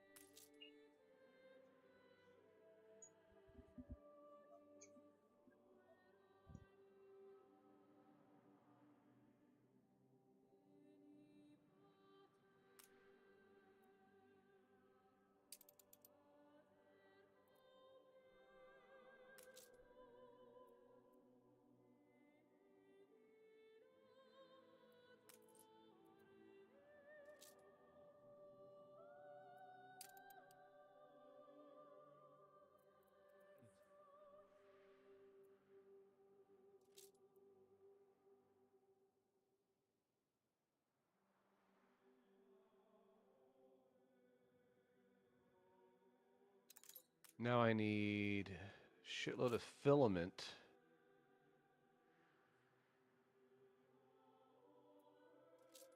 Whoa, you're the undisputed master of that, haven't you?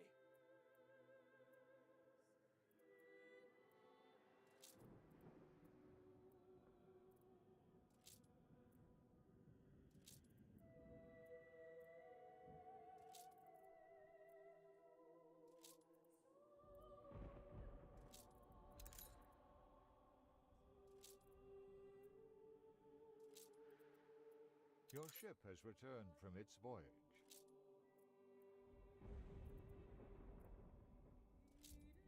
And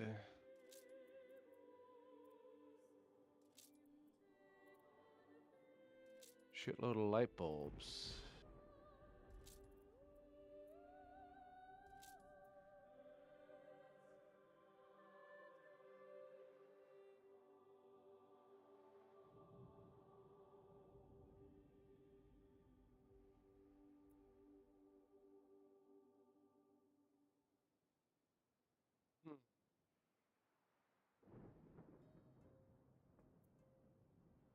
Light bulbs are gonna have to wait.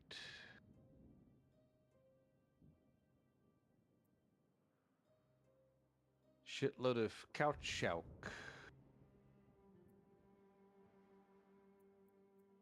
Chow chow. Whatever fucking shit's called. And it requires electricity. Fuck.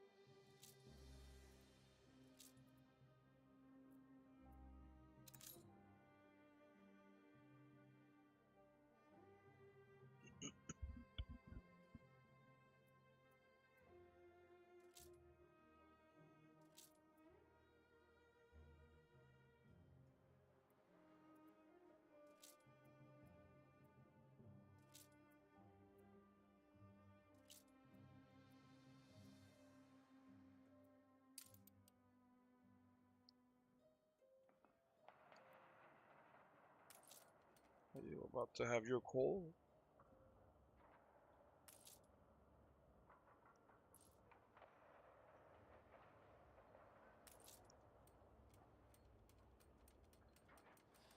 That's great.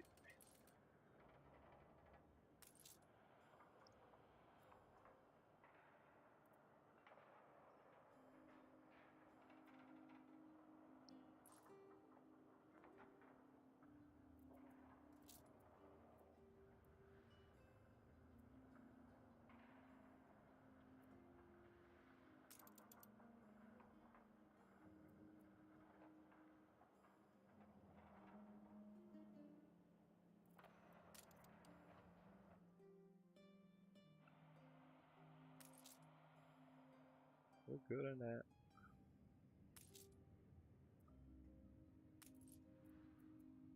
Oh, cause I trade for it. Good.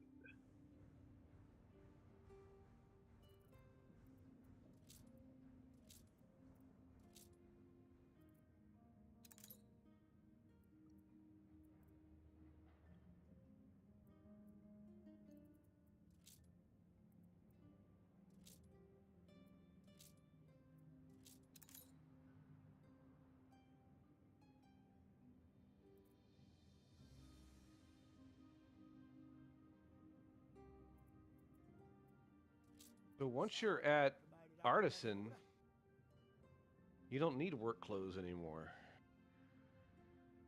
Once you On that retired island. everybody from that island, Yeah. you won't need many things that they require, like work clothes or like schnapps, sauce. I think artisans No, still do. Artisans.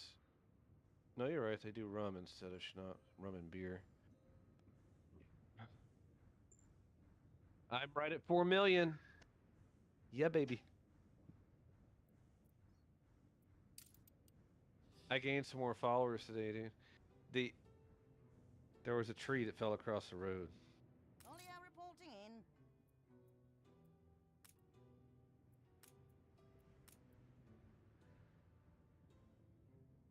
You mean on your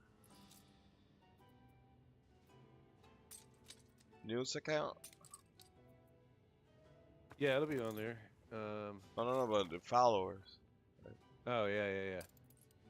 That's and cool. I got my first comment today, and my first quote tweet or quote retweet, I guess you call it.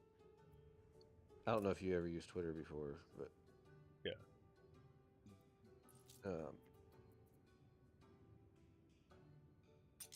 If you quote retweet somebody, then it shows what you say, and then like in a little box below that is like an embedded link to the original tweet that you're referring to. And he quote tweeted me talking about this tree being down and showing like the little speed map that shows all the red and shit. It's like the Google Map speed layer, but it's on our own graphics. So like, let me see if I...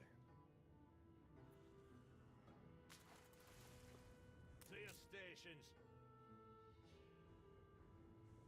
Dang it. Maybe I can do...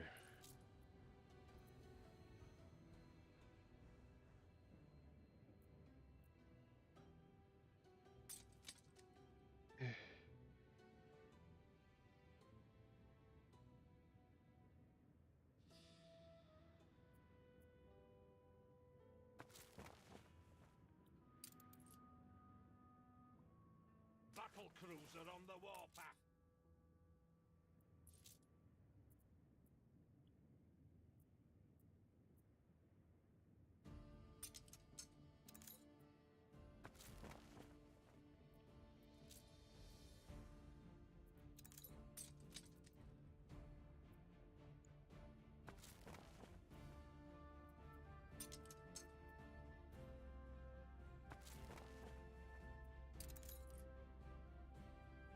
Battle path set.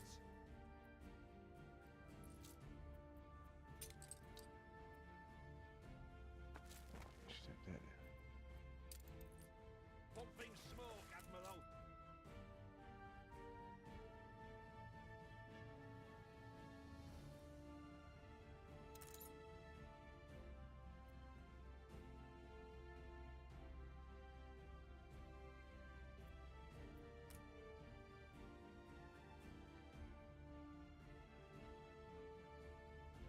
Battle path set.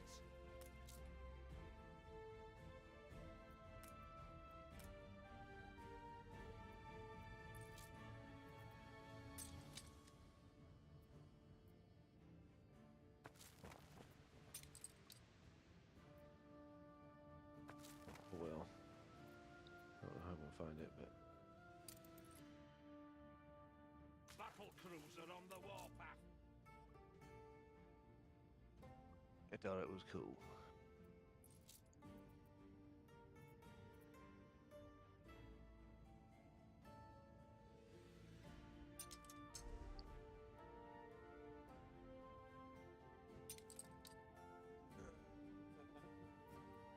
Sometimes.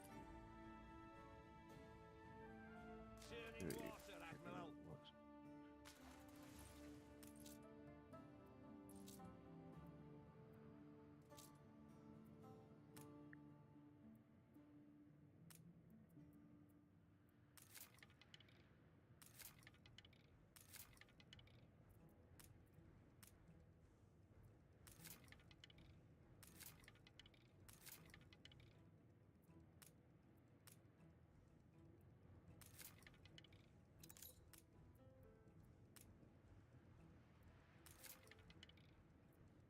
Mr. Bleakworth may seem a blinkered horse, but is very well suited.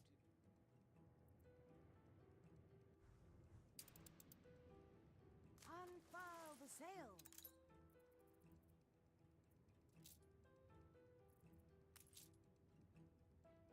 Engines underway.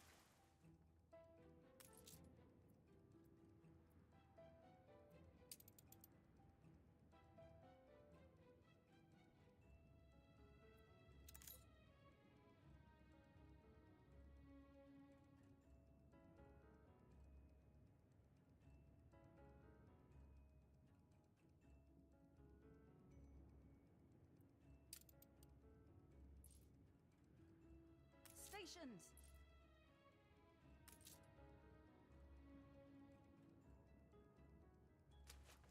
Cargo stations.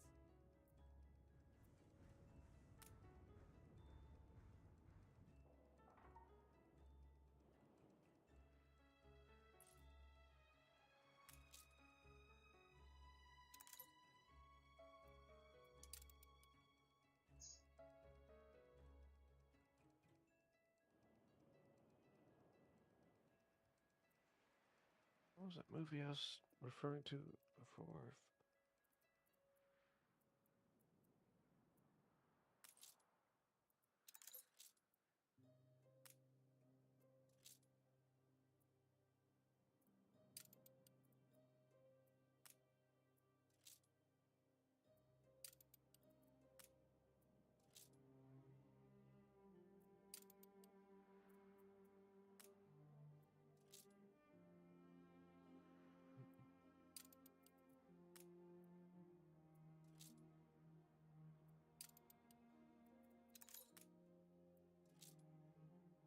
What was this concept that we were talking about earlier?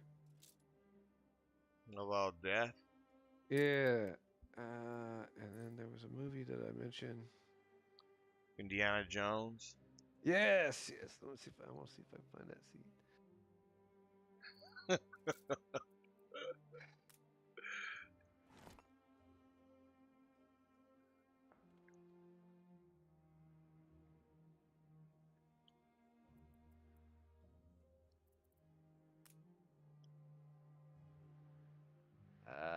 All right.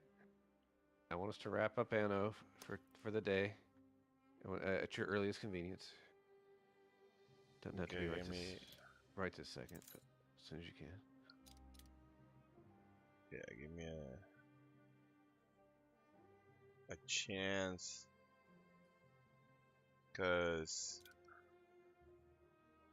These guys need another beer. I'm trying to make more population here.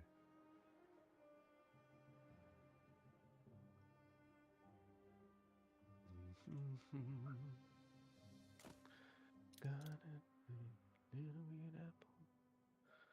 If it don't rain, it ended up sometime. Ah, fuck that.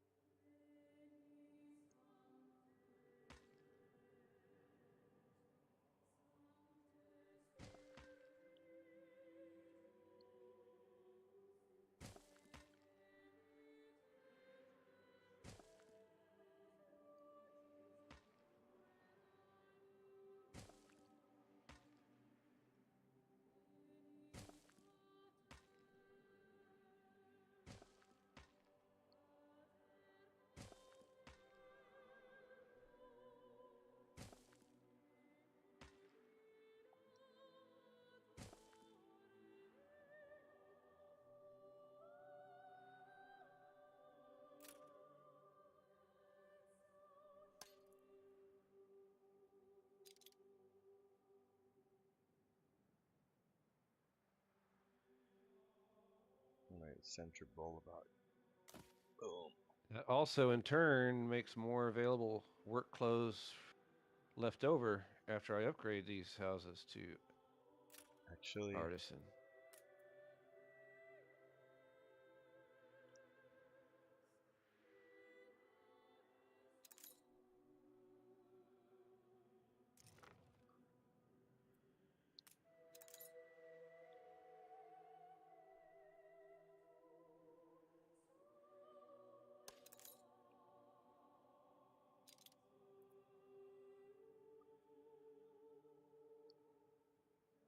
boom.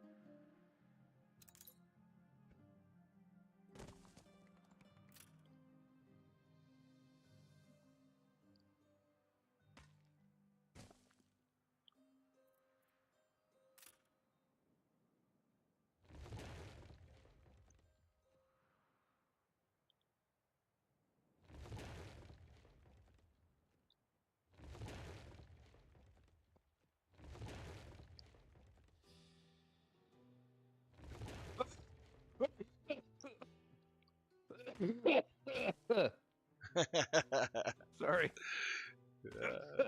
Jesus. I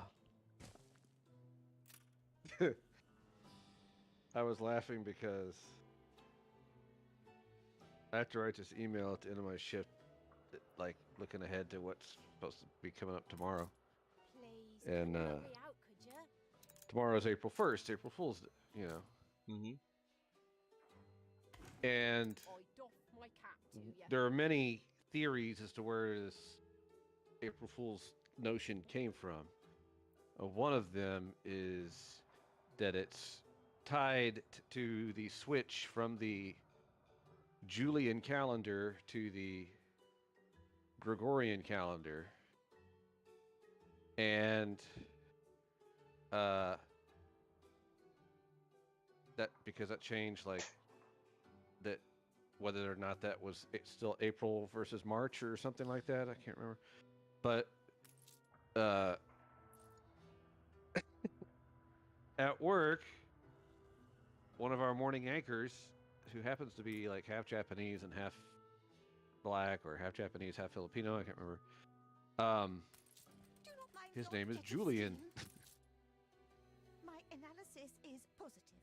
So I put in a look ahead. I put tomorrow is April Fool's Day. And I put the little blurb that's kind of like a little historical, you know. And I put the link to like an article that talks about it. And then I wrote, I have a Julian calendar at home. Reporting in. He's the featured stud on all 12 pages, and I put a picture. I put a picture of Julian in the email.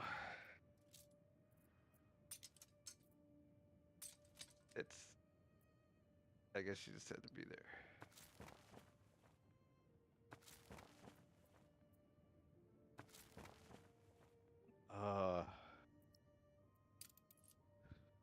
Pumping smoke, Admiral.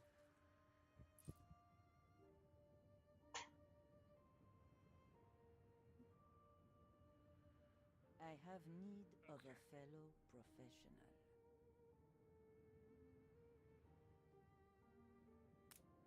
Let me know when you've done the deed.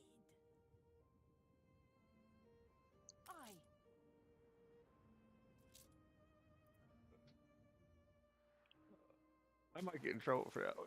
Fleet commences. I know some people laugh. I know some people laughing when they read that shit. Not to make fun of him in any way. He probably laughing too. But I do have a feeling somebody will be like, yeah, I don't think you should. Save me from this tortuous. This must appear ungrateful. What with all I already have.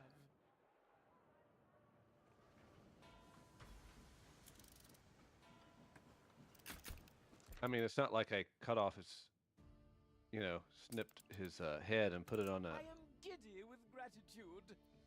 on like a male stripper or anything.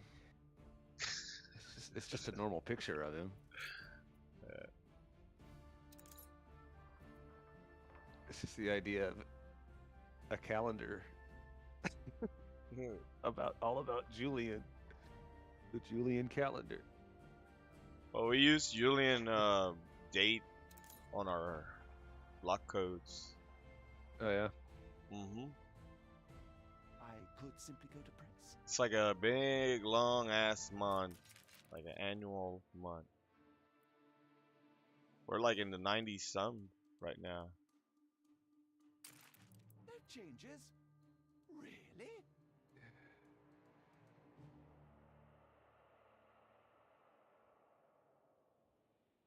Well, I think I'm ready.